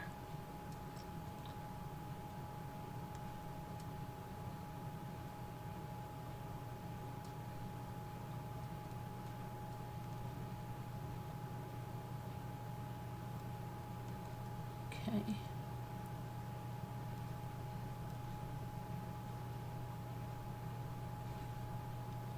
Oh, wait a minute. What is this? This is crazy. What is this? Let me see here. Okay, Alabama. Painted Black, are you here? Is preparing to use a new method of execution. Nitrogen gas. Kenneth Eugene Smith, who survived the state's previous attempt to put him to death by lethal injection in 2022. Isn't that, he survived that? Is scheduled to be put to death Thursday by nitrogen hypoxia. If carried out, it would be the first new method of execution since lethal injection was introduced in 1982. The state maintains that nitrogen gas will cause unconsciousness quickly, but critics have likened the never used method of execution to human experimentation. Nitrogen hypoxia execution would cause death by forcing the inmate to breathe pure nitrogen, depriving him or her of the oxygen needed to maintain body functions. No state has used nitrogen hypoxia to carry out a death sentence. In 2018, Alabama became the third state, along with Oklahoma and Mississippi, to authorize the use of nitrogen gas to execute prisoners. What is that other gas they used to use? Some states are looking for new ways to execute inmates because the drugs used in lethal injections, the most common execution method in the United States, are increasingly difficult to find. Nitrogen is a colorless, odorless gas, and it makes up 78% of the air inhaled by humans and is harmless when breathed with proper levels of oxygen. The theory behind nitrogen hypoxia is that changing the composition of the air to 100% nitrogen will cause Smith to lose consciousness and then die from lack of oxygen. Much of what is recorded in medical journals about death from nitrogen exposure comes from industrial accidents when nitrogen leaks or mix-ups have killed workers. So here's what they would do. After he's strapped to a gurney in an execution chamber, the state said it will place a Type C full face piece supplied air respirator, a type of mask typically used in industrial settings to deliver life-preserving oxygen, over Smith's face.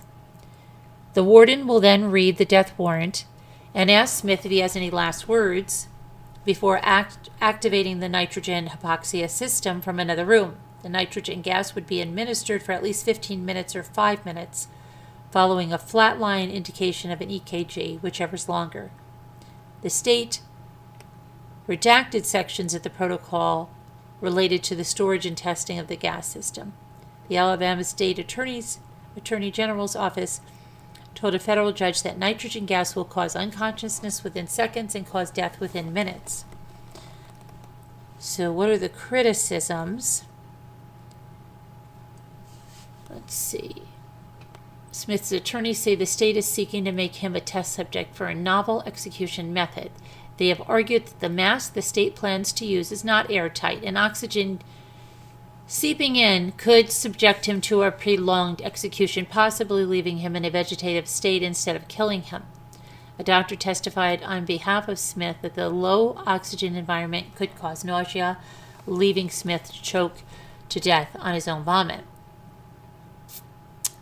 Experts appointed by the United Nations Human Rights Council earlier this month cautioned that, in their view, the execution method would violate the prohibition on torture and other cruel, inhumane, or degrading punishment. The American Veterinarian Medical Association wrote that 2020 euthanasia guidelines that nitrogen hypoxia can be an acceptable method of euthanasia under certain conditions for pigs, but not other mammals, because it creates an environment that is distressing for some species.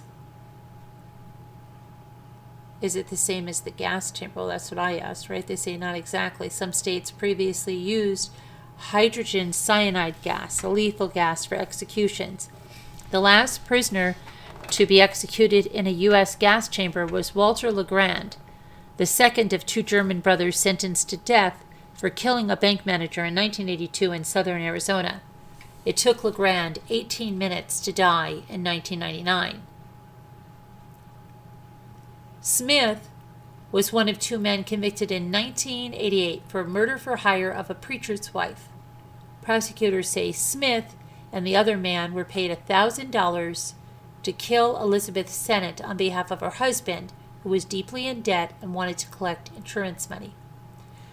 Alabama attempted to execute Smith in 2022 by lethal injection. He was strapped to the gurney in an execution chamber and prepared, but the state called off the lethal injection when the execution team members had difficulty connecting the second of two required intravenous lines to Smith's veins.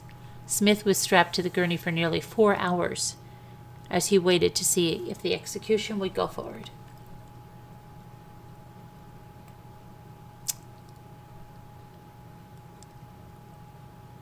question of whether the execution can proceed will end up before the U.S. Supreme Court. Okay.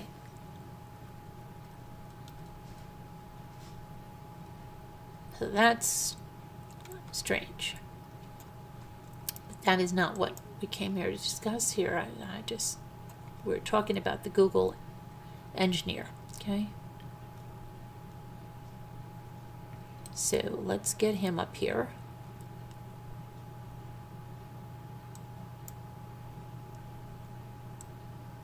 Here's the Google engineer.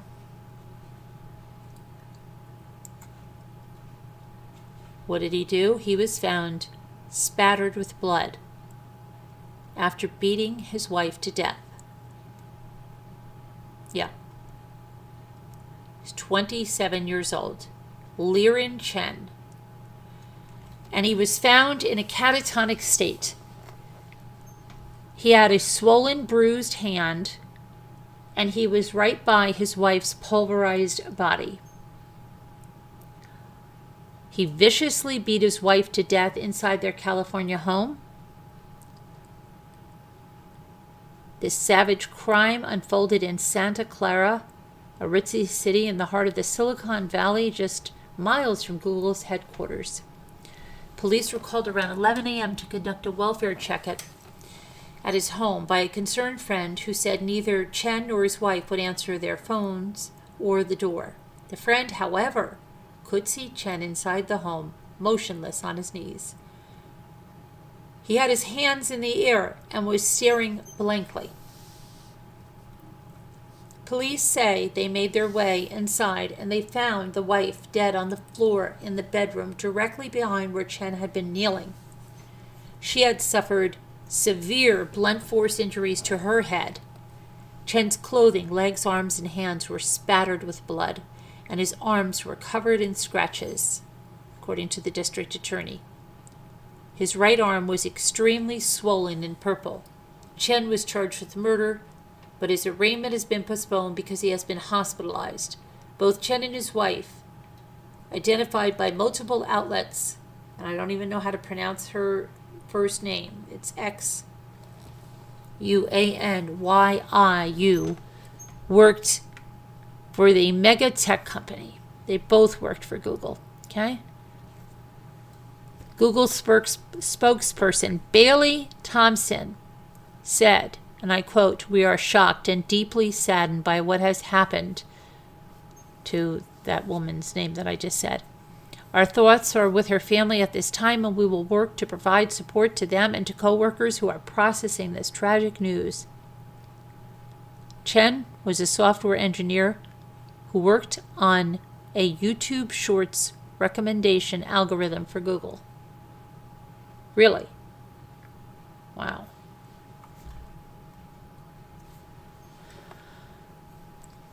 Both Yu and Chen studied in China, and they studied at the University of California, San Diego. The shocking murder became national news in China and landed on the front page of the World Journal, the largest Chinese language newspaper in the U.S., which highlighted unverified rumors that the killing was connected to Google's recent round of hefty layoffs. Has Google been having a round of hefty layoffs?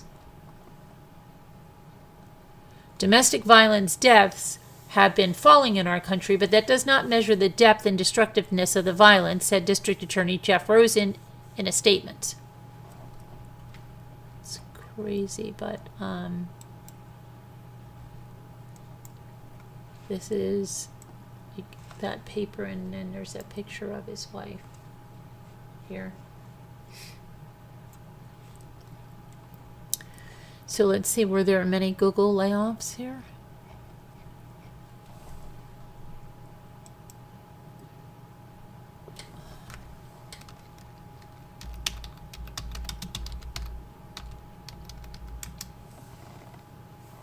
Okay, so, wow. Software engineer says company is randomly firing people. Layoffs at Google reportedly reach 15,000, sparking protests across company campuses. A software engineer who works at Google has bashed the company on LinkedIn. The employee claims that the company is randomly firing people. Google has been terminating the employment of many people.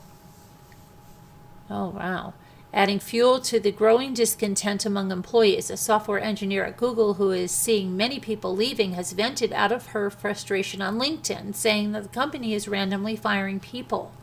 The latest round of layoffs come as tech giant has been cutting jobs consistently over the past year, with reports suggesting that the total number of employees affected this time stands at a staggering 15,000, following last year's 12,000.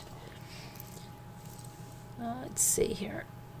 Diane Hirsch-Thurialt, a Google software engineer with more than 8 years of service at the company, took to LinkedIn to talk about the issues with the company's leadership. In a candid and lengthy post, she criticized the management for what she described as randomly firing people and accused them of undermining the wealth of institutionalized knowledge with the company, highlighted the detrimental impact on perfectly functional teams, and lamented the loss of the once magical work environment at Google.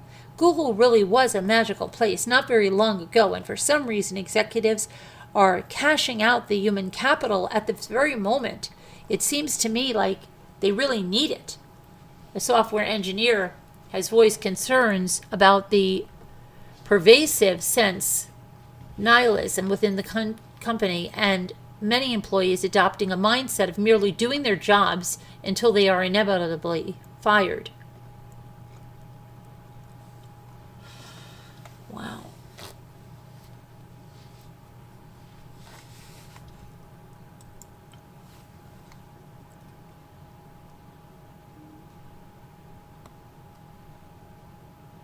So, wow.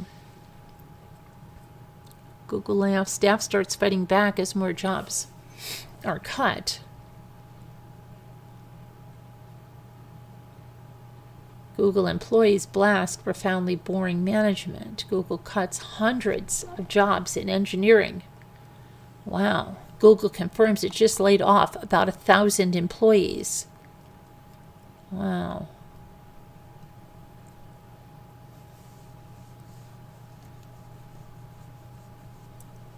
That's crazy. And then it says Wayfair, Google, Amazon, Duolingo cut hundreds of jobs. Google lays off 100 at YouTube.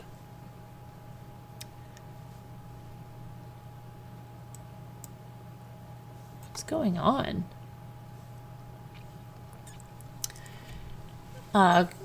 Google layoff announcement concerns YouTube, which plans to lay off 100 employees.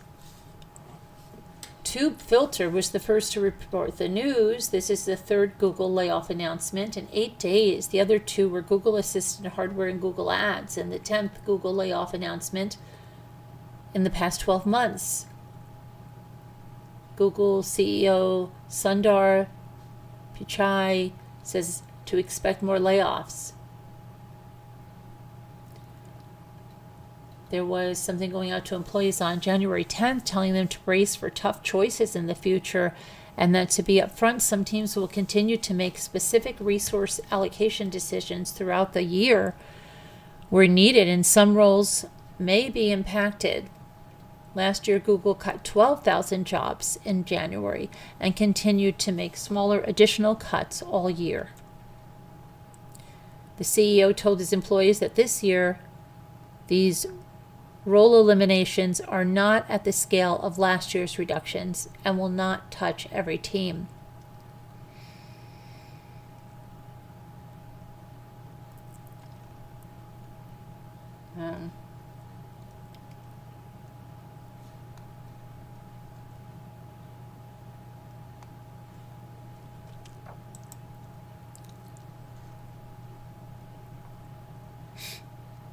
That's crazy, isn't it? So was that a direct result of that murder?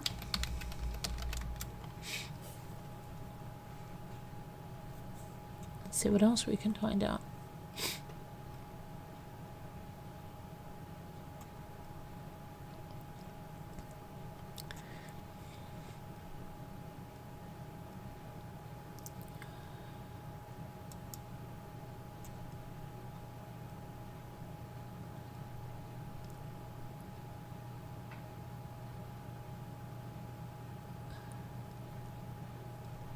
Let's see what happened here.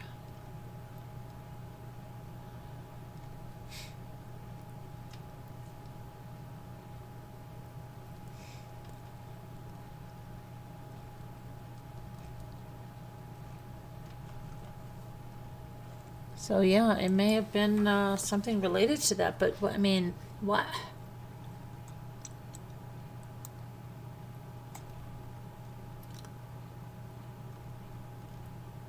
Why would he do something like? I mean, what would that? I don't know.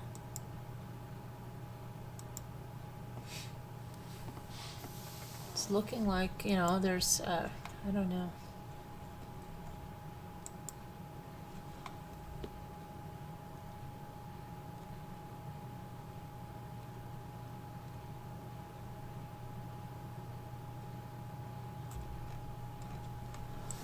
Okay, so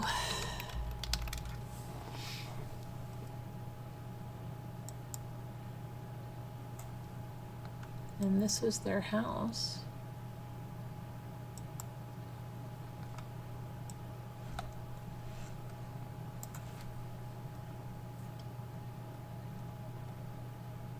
He punched his wife in the head repeatedly in their home on Valley Way in Santa Clara.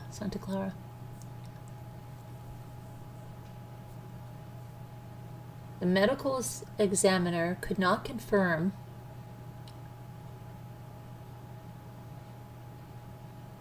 whether you was the victim in the case Friday morning. Chan was a software engineer at Google who worked at the YouTube Shorts recommendation algorithm. Let's see. His LinkedIn seems to suggest that he previously worked at Amazon. He is currently in the hospital awaiting a court hearing and has not been arraigned as of Friday morning. He faces life in prison without the possibility of parole if convicted. Prosecutors say that he was a Google employee.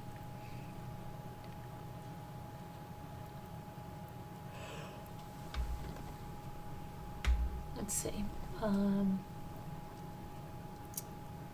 After entering the home and taking Chen into custody, court records show that officers found Yu's body on the bedroom floor with severe blunt force injuries to her head. The floor, wall, and door of the main room were covered in blood spatter. Chen's right hand was extremely swollen and purple. He had blood on his clothing, his legs, arms, and hands. When asked how he hurt his hand, Chen allegedly told first responders, "I punched my wife." He then indicated that the attack occurred a day prior. Chen and Yu purchased their house last April for $2.05 million. Look at that house. $2.05 million. My goodness. The news sent a shockwave through the Chinese American community after rumors of the crime started to circulate on social media. Confusion arose because of a different incident involving 2 dead bodies found in Los Altos this week. Both major national Chinese language newspapers and both put the false claim of a murder-suicide on the front page, triggering a media frenzy. The Chinese language report also highlighted unverified rumors that the crimes in some way were related to the YouTube layoffs, the Google layoffs. That incorrect initial reporting made its way onto online tech hubs. Well, there's another saying, it isn't. Make up your minds.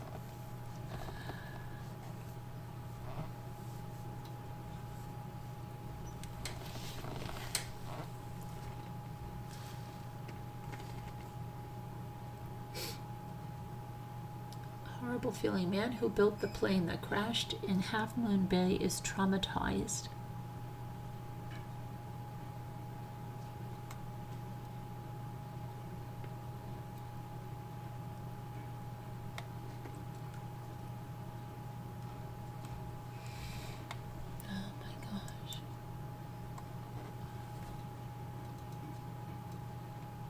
The In-N-Out Burger is to close crime-plagued Oakland location.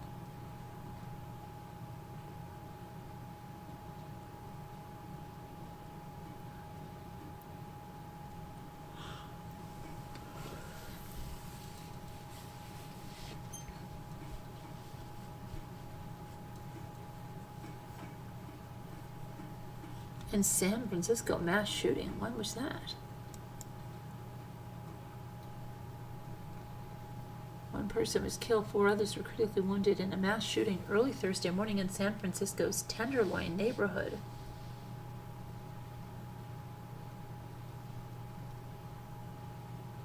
Did you guys even hear that? I didn't hear that.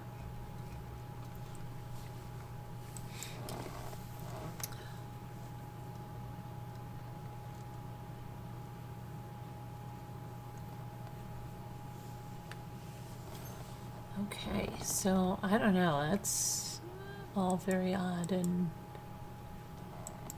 scary stuff, huh?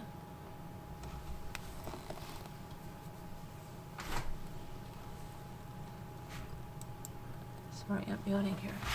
Oh my gosh, my keyboard keeps falling. I'm sorry. I feel like I'm... Oakland is dangerous, Linda says. Okay. Well, the In-N-Out Burger's being shut down.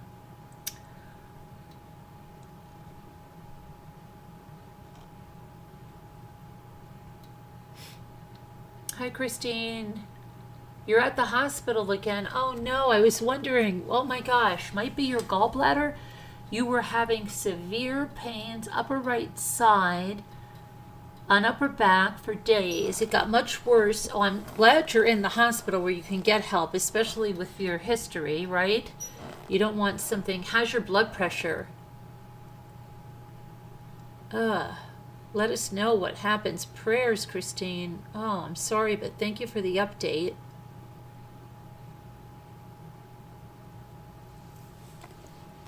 That's scary. I was worried about you last night.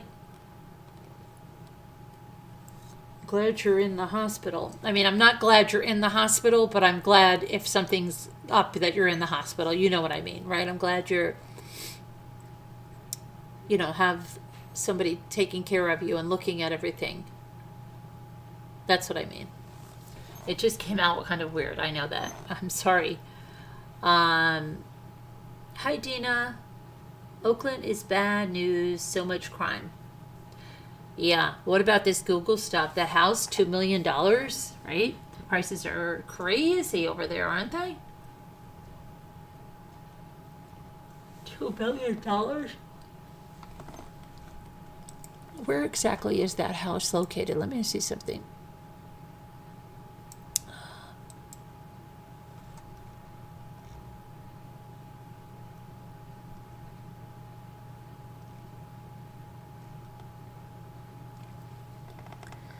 Let's see.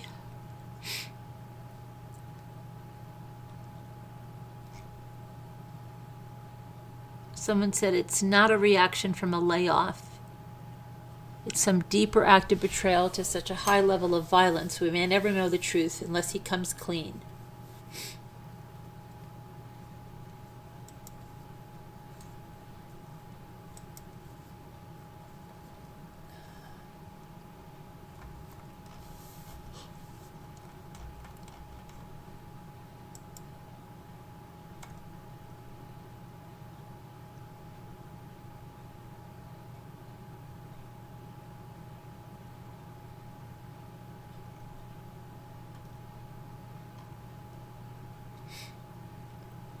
Virginia, his father recalls dropping her off at the Epstein mansion.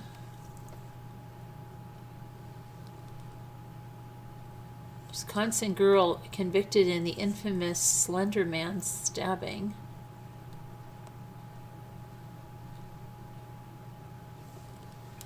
Huh.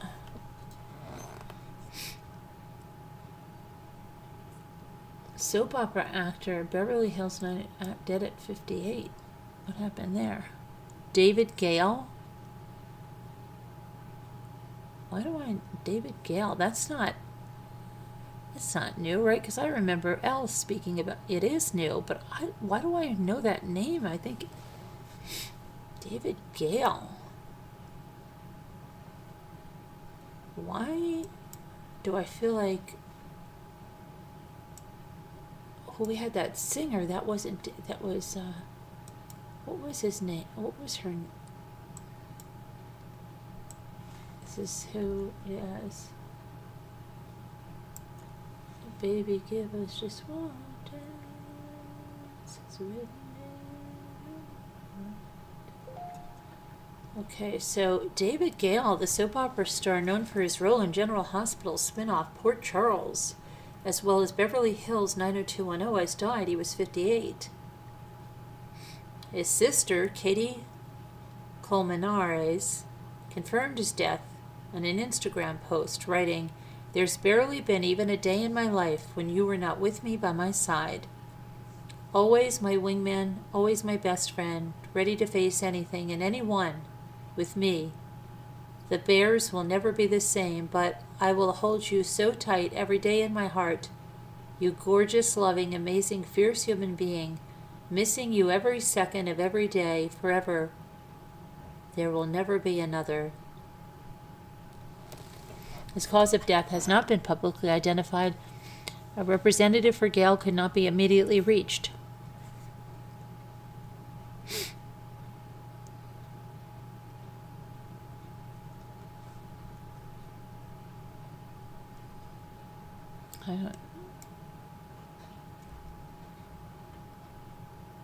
And now, let me see here.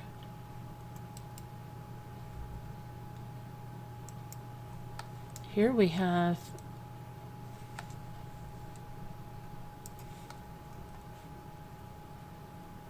weight loss influencer Mila De Jesus.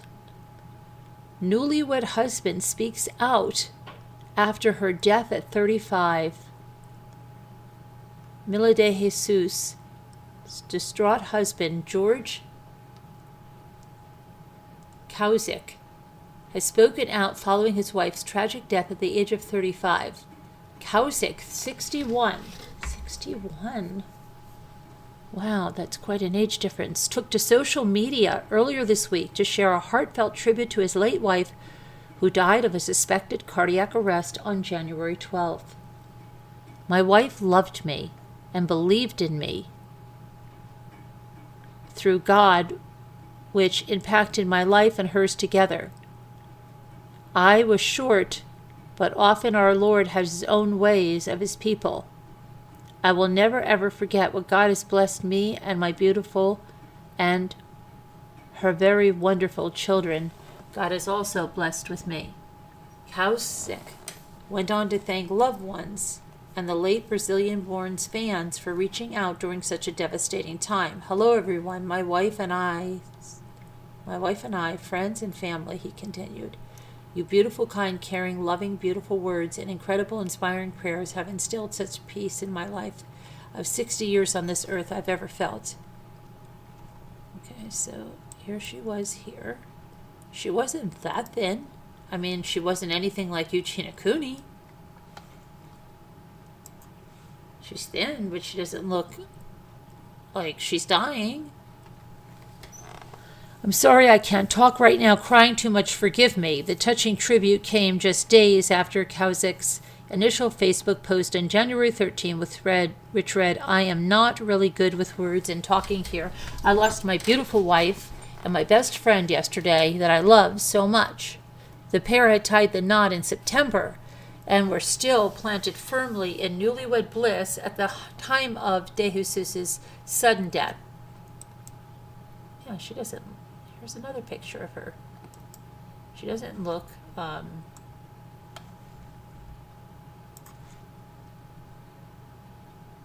at all. She had become a fixture on YouTube, where she regularly uploaded makeup tutorials for her 100,000 fans.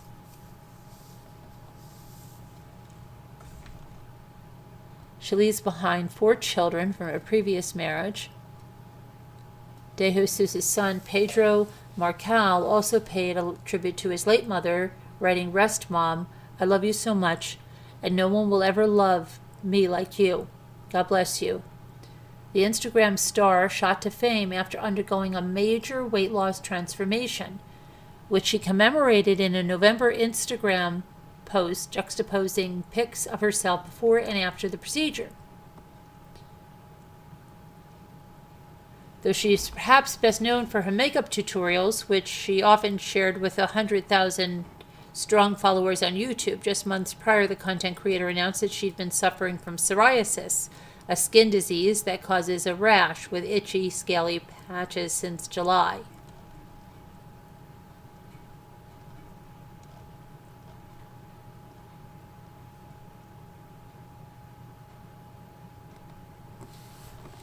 I don't know.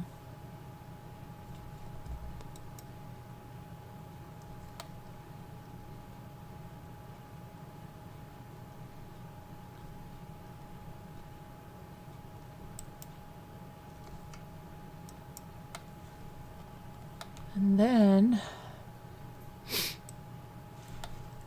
Dana Carvey's son, who passed away, says that Dana Carvey returned to work after his son's tragic death. I'm on the pain train. Dana Carvey's back to work following the tragic death of his eldest son, Dex.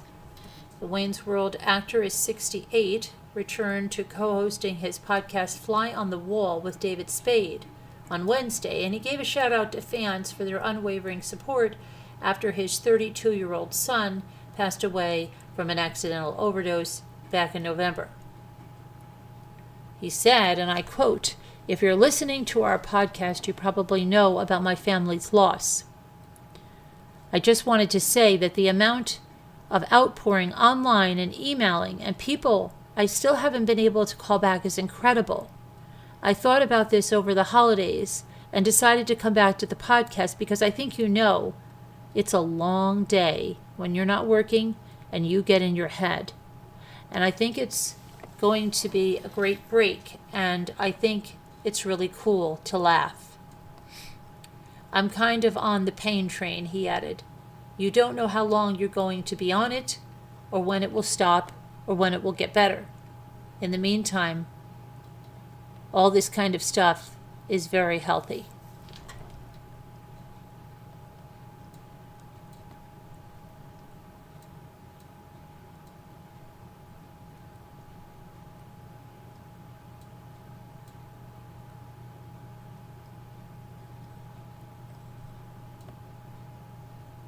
See over here.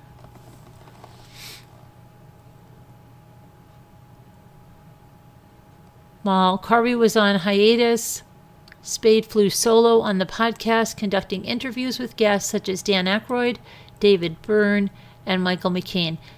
That's weird because when COVID hit, David Spade was having a YouTube channel. That was like when he started with Tiger King, right? David Spade was there. I didn't know that Dana Carvey was with him.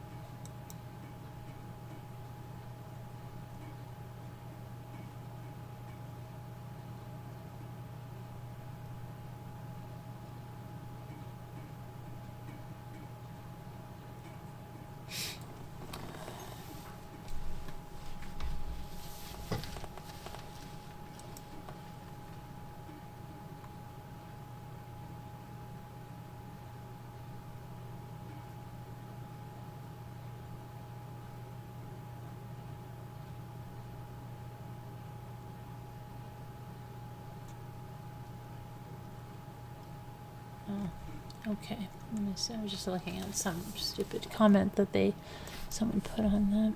It's really unbelievable. Okay, let's see.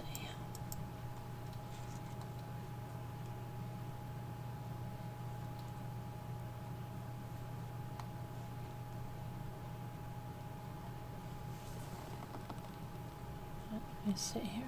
If there's any other things we want to look at.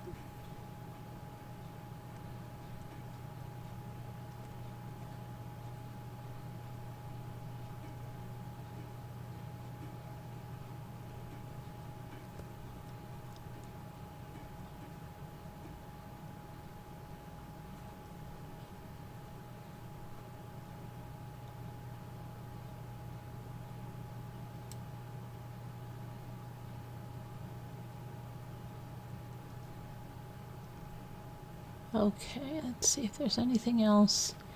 Pickle juice and cooking spray. What?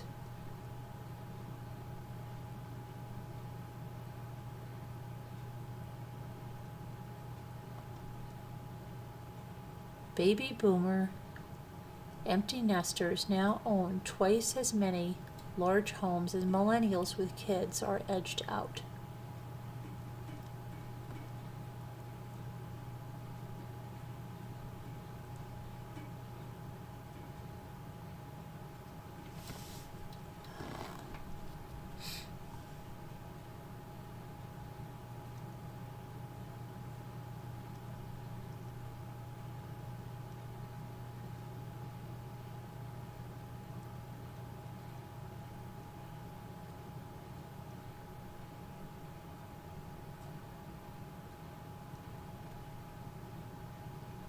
I'm just trying to see if there's anything else I want to go over before I open the Zoom up again and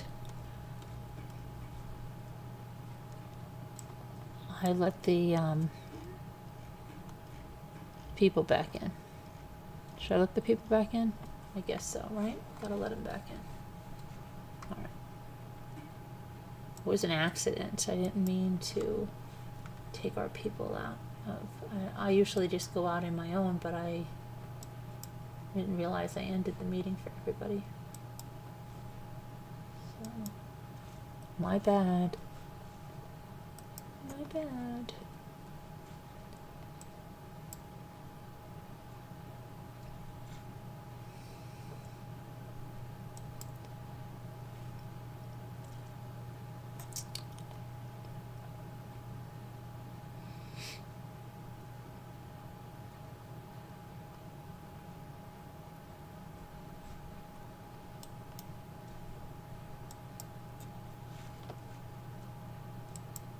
There. Now you can join. Now you can join. Okay, so I don't know what is going on with a number of things.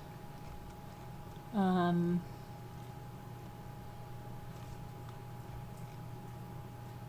good.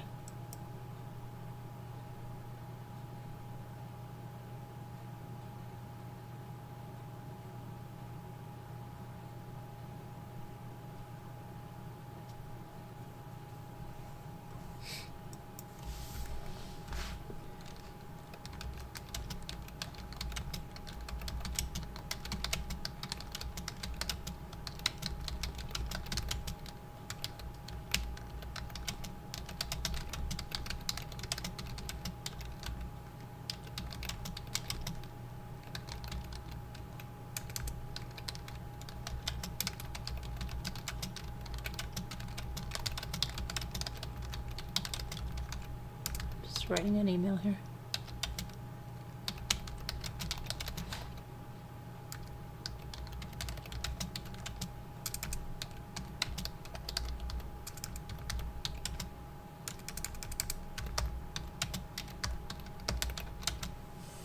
Okay. All right, and there we go. All right, so let's see. I put that in there, and I'm going to start checking out here. What do we have now? Hi, Painted Black. I was just writing to you, Flo. I was just writing you an email. Oh my gosh. I sent you a PayPal request for your things that you won. Put it in there. Hi, Painted Black. Hi, ME. How's everybody doing?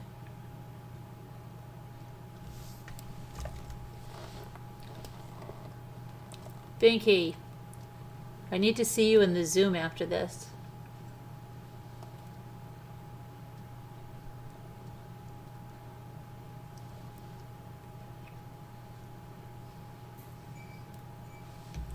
I accidentally ended the Zoom for everybody. Okay, I'm going to pull up the word cookies. I am so hungry. I don't know what is wrong. I'm starving. I really didn't eat too much at all. Okay. Your aces, Joni. We already did aces, right? Did we do clue? I collected a letter. Sharon gets so crazy about that. I don't even know about that. I never look at it.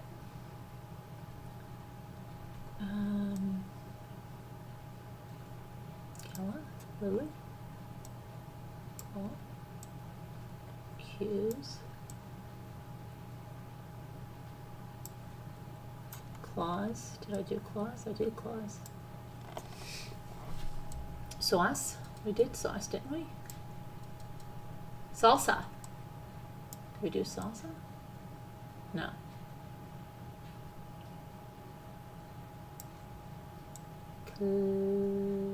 Clarice.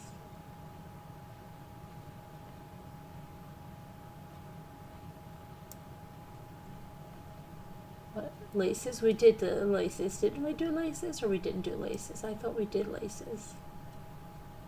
Lace. Oh, we didn't. And how about laces? We didn't do that. How did we miss that? Alas, poor Yorick, I knew him well. Alas is not going to be there. I think I did try alas. Alas, poor Yorick, I knew him well. Clues. Cleas. Elias. Elsa. Laps. What can we do? What can we do?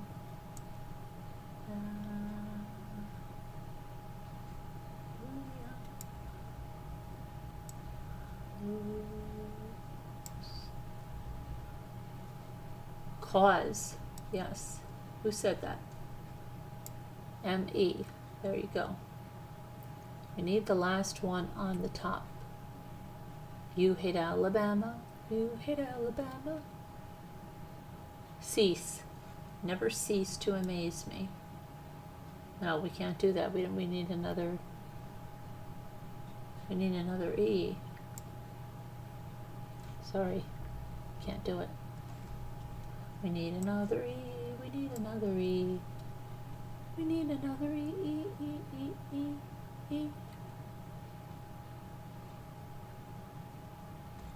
Where are my friends? Where are you, friends? Casual. Casual Friday. Casual Monday. Remember casual? Do they even say Casual Friday anymore? Casual Friday.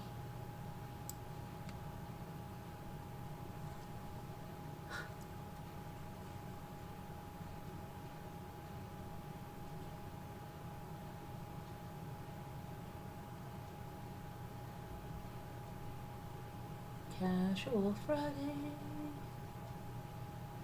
It's a Friday, it's casual.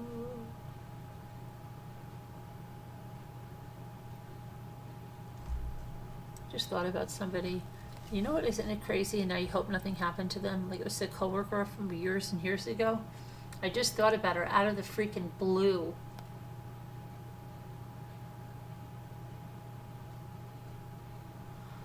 Okay, we have to do the daily puzzle. We didn't do the daily. We finished the one that we had to do. I painted. It's embarrassing for your state about the putting the death penalty there. I'm so sorry, Uncle Albert.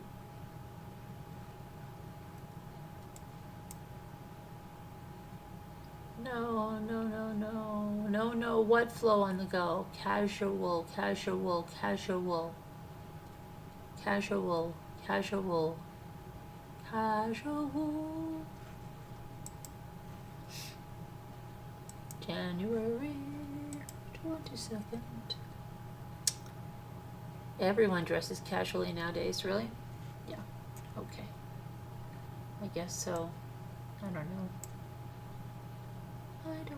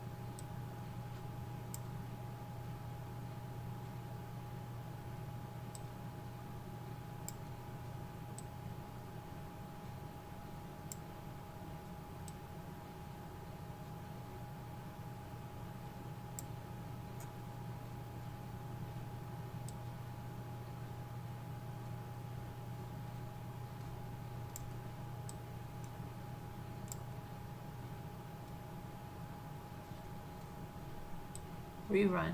But I think I found what's happening. Na, na, na, na, na, na, na. Run over. Run over. Nope. Nope. You said Red Rover, Red Rover. No. We did Rover. Over. Overrun. That's what it is. Overrun. It's overrun. And then we can have over and run. Compound word. Over. Overrun. Vern.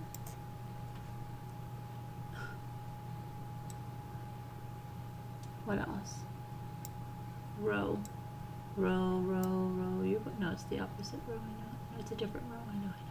Just having fun. Sometimes you just have to.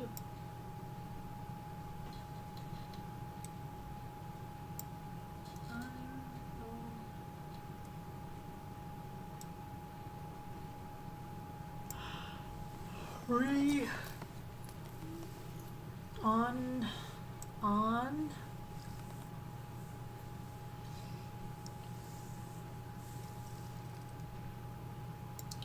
Eon.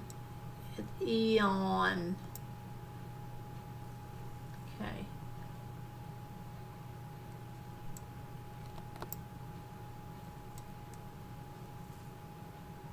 One is the loneliest number.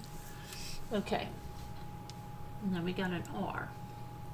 We have an R.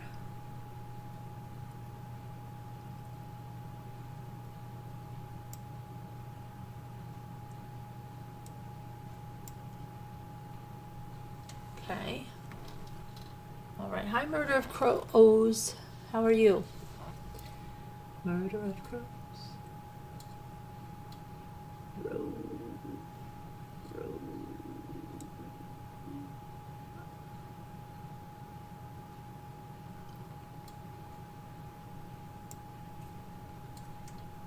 I have that. I need 2 4-letter words. I did renew. Doesn't work.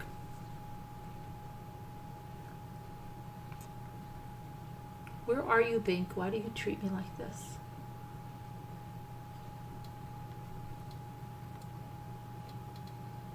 Where is everybody?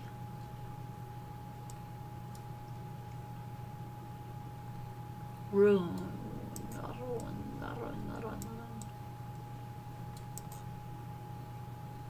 Okay. That's good. Murder of Crows. We need one more. One more. One more. Oh boy, what could it be? What could it be? Leaves of 3, let them be.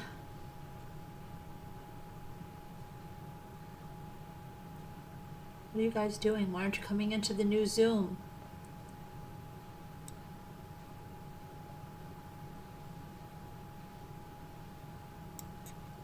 Oven. Oven. Oh, yes, you're right, but I can't even do it because I'm so upset. Okay. No. Yes, you're right. We've got it. Thought Nightbot was talking to me. He tagged me. Oh, here comes somebody. Margot, of course. Margot's here. I'm the one that cares. Hi. Where is everybody? What's going on? Hey, What happened? I don't know. How come nobody's coming in? I think Sharon's gone to bed. She has an appointment really Oh, early she in the does, morning. but what about Bink and Al and everybody? I don't know. They're in the Oh, here chat. she comes. Starting to get a complex. Hi. What's going on? I didn't know there was a new Zoom. Well, I there is. don't. We are live. You know that, right? Before you blurt out things or Okay. you don't. Okay, I just want to make sure you know that we're in a live video. I know. Okay. All right.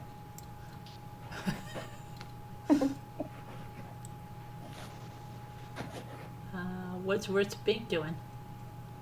She said she was here. I just read it. Yeah. She's right here. Yeah. Oh, you So got hopefully dentist she'll come. at 10, Bink? You got the dentist at 10 again? Bink does.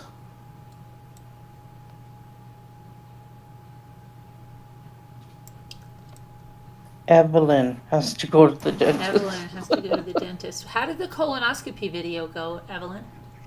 I wonder how it went. How'd the colonoscopy thing go? Station. I got station. We're live, Carolyn. I know, Al. I just wanted to know how it went. I know. Oh, Gypsy. End it. Look at end it. We've got end it. And hi, end it. What do you want to end? Anything in Oh, particular? no. They said she didn't have an appointment. Oh, get out of here. You went all the way for that thing again? You keep messing it up? So, did you get an appointment for when you're going to go for it? I don't even know when I have a mammogram. I don't even know when that is. It was supposed to be, I don't remember when. I've got to call up and see when it is. When is it going to be, Bank? Or did they get you another appointment?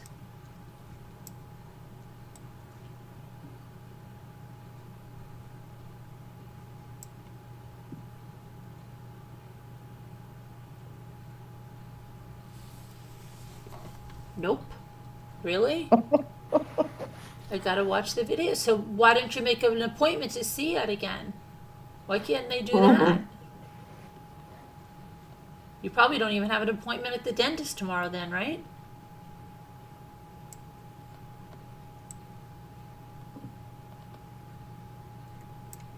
Anti-disestablishment.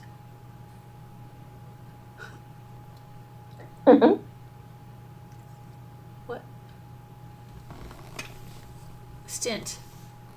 I think I did stint. I did stint, guys.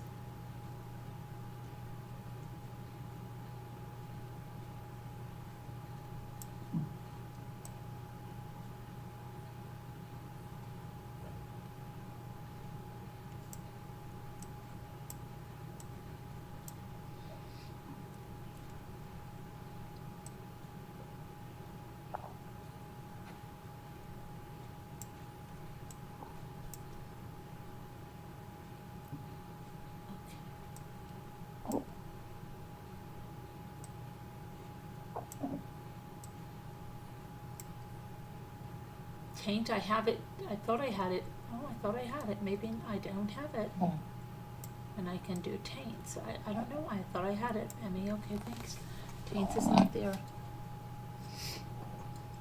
Oh, what I just got. End it? Is that not submissible? End it? What are you talking about? You guessed toast. Oh, toast. Toast. Let's see. You sound very formal. Is that not submissible? It is submissible. Look. I end it. Do you like black coffee?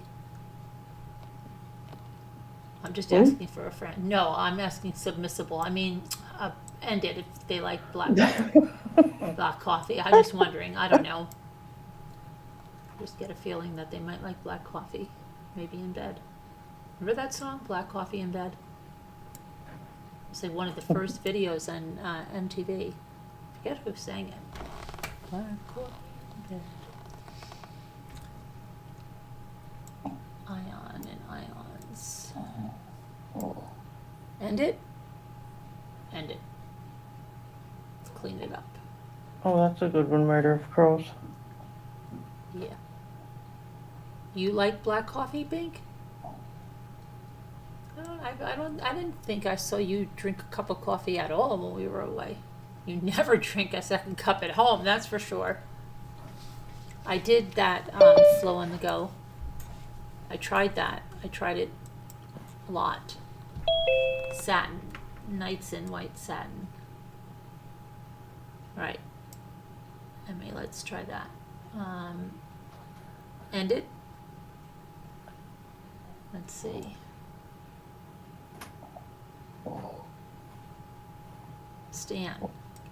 Stan?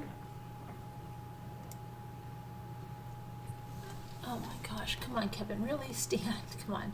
Tans, I think I have that, I did put that down, I don't know if it made it. It might not have been submissible. It wasn't. Satin, we got that. End it, do you like black coffee? Why are you ignoring me, End it? Stat, I think I did stat. Bank, I don't think it was there. Tot. Yes, Tot is good. Thank you. Murder of crows. Satin, I did. So it's 2 4-letter words. Ions, I thought I did that. I think I did, and it wasn't an acceptable, submissible word. Tots might be. Let me see. Nope. How about that? Oh. Tater tots? No. Tats? Who's sleepy?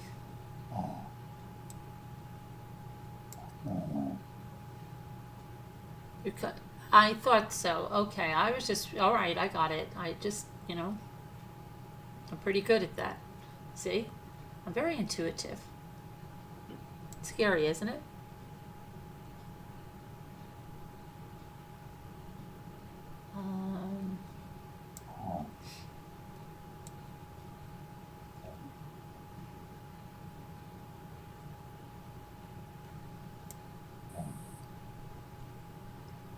I did stat, it's just not there.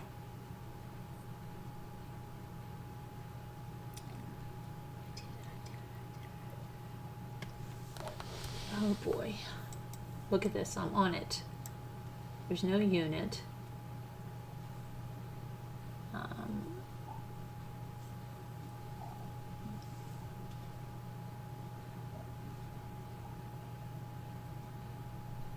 What about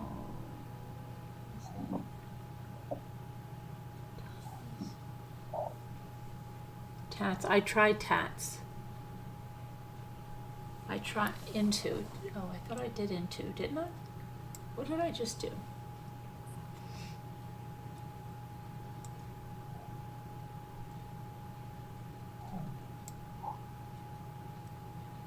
Snit. You little snit.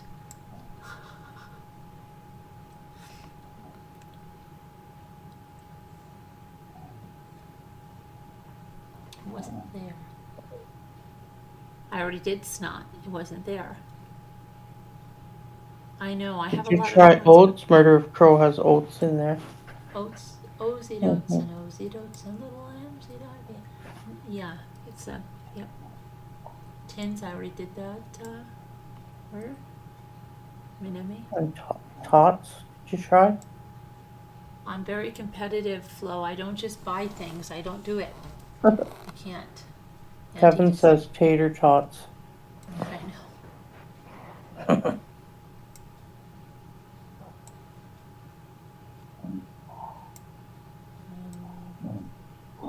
Oh, Oh, I can't do anything to her. Is that L? L. I can't mute her. Oh. I have to get over there. We're almost done with this one. Then I can get over there. Get the things away. It might not be last time. We might just have to just take care of that. Let me see.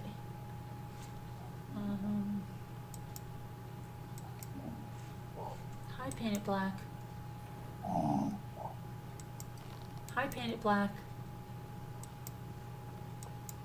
Hello. Good You're one, on Flo. mute. Okay, I thought you were just going to come up and not talk to me. That's iota Flo? I bet you You're that's the probably right right. word. Iota. But I want Hi, to do Painted iotas Black. first so I get it. Nope, I have it to wasn't refresh my iota. screen. Mm-mm.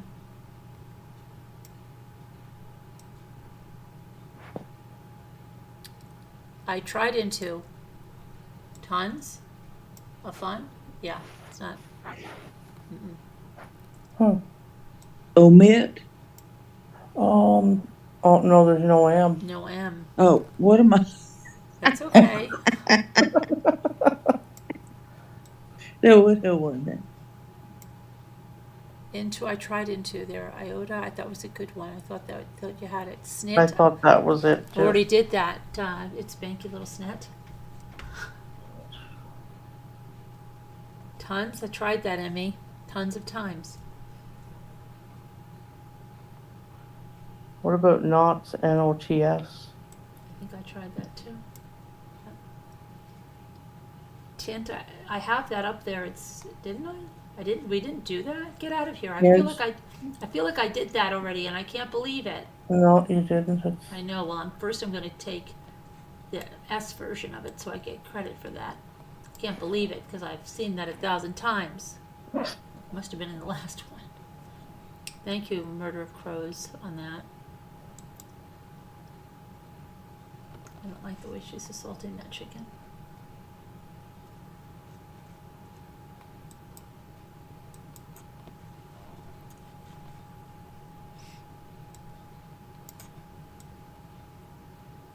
Linda, it's 333. I have 332, but close. Close. Oh, I have 333 now. Now I do. Now it's 333. And we're probably going to end with that. I really do need to see you. It's Bink. But anyway, I'll see you guys later. Thank you for watching. We'll see you tomorrow. God bless. Prayers. Have a good day. Be kind. Don't be a jerk. And Oh, you jerk. see you later. All right. Well, there are a lot of jerks on the streets.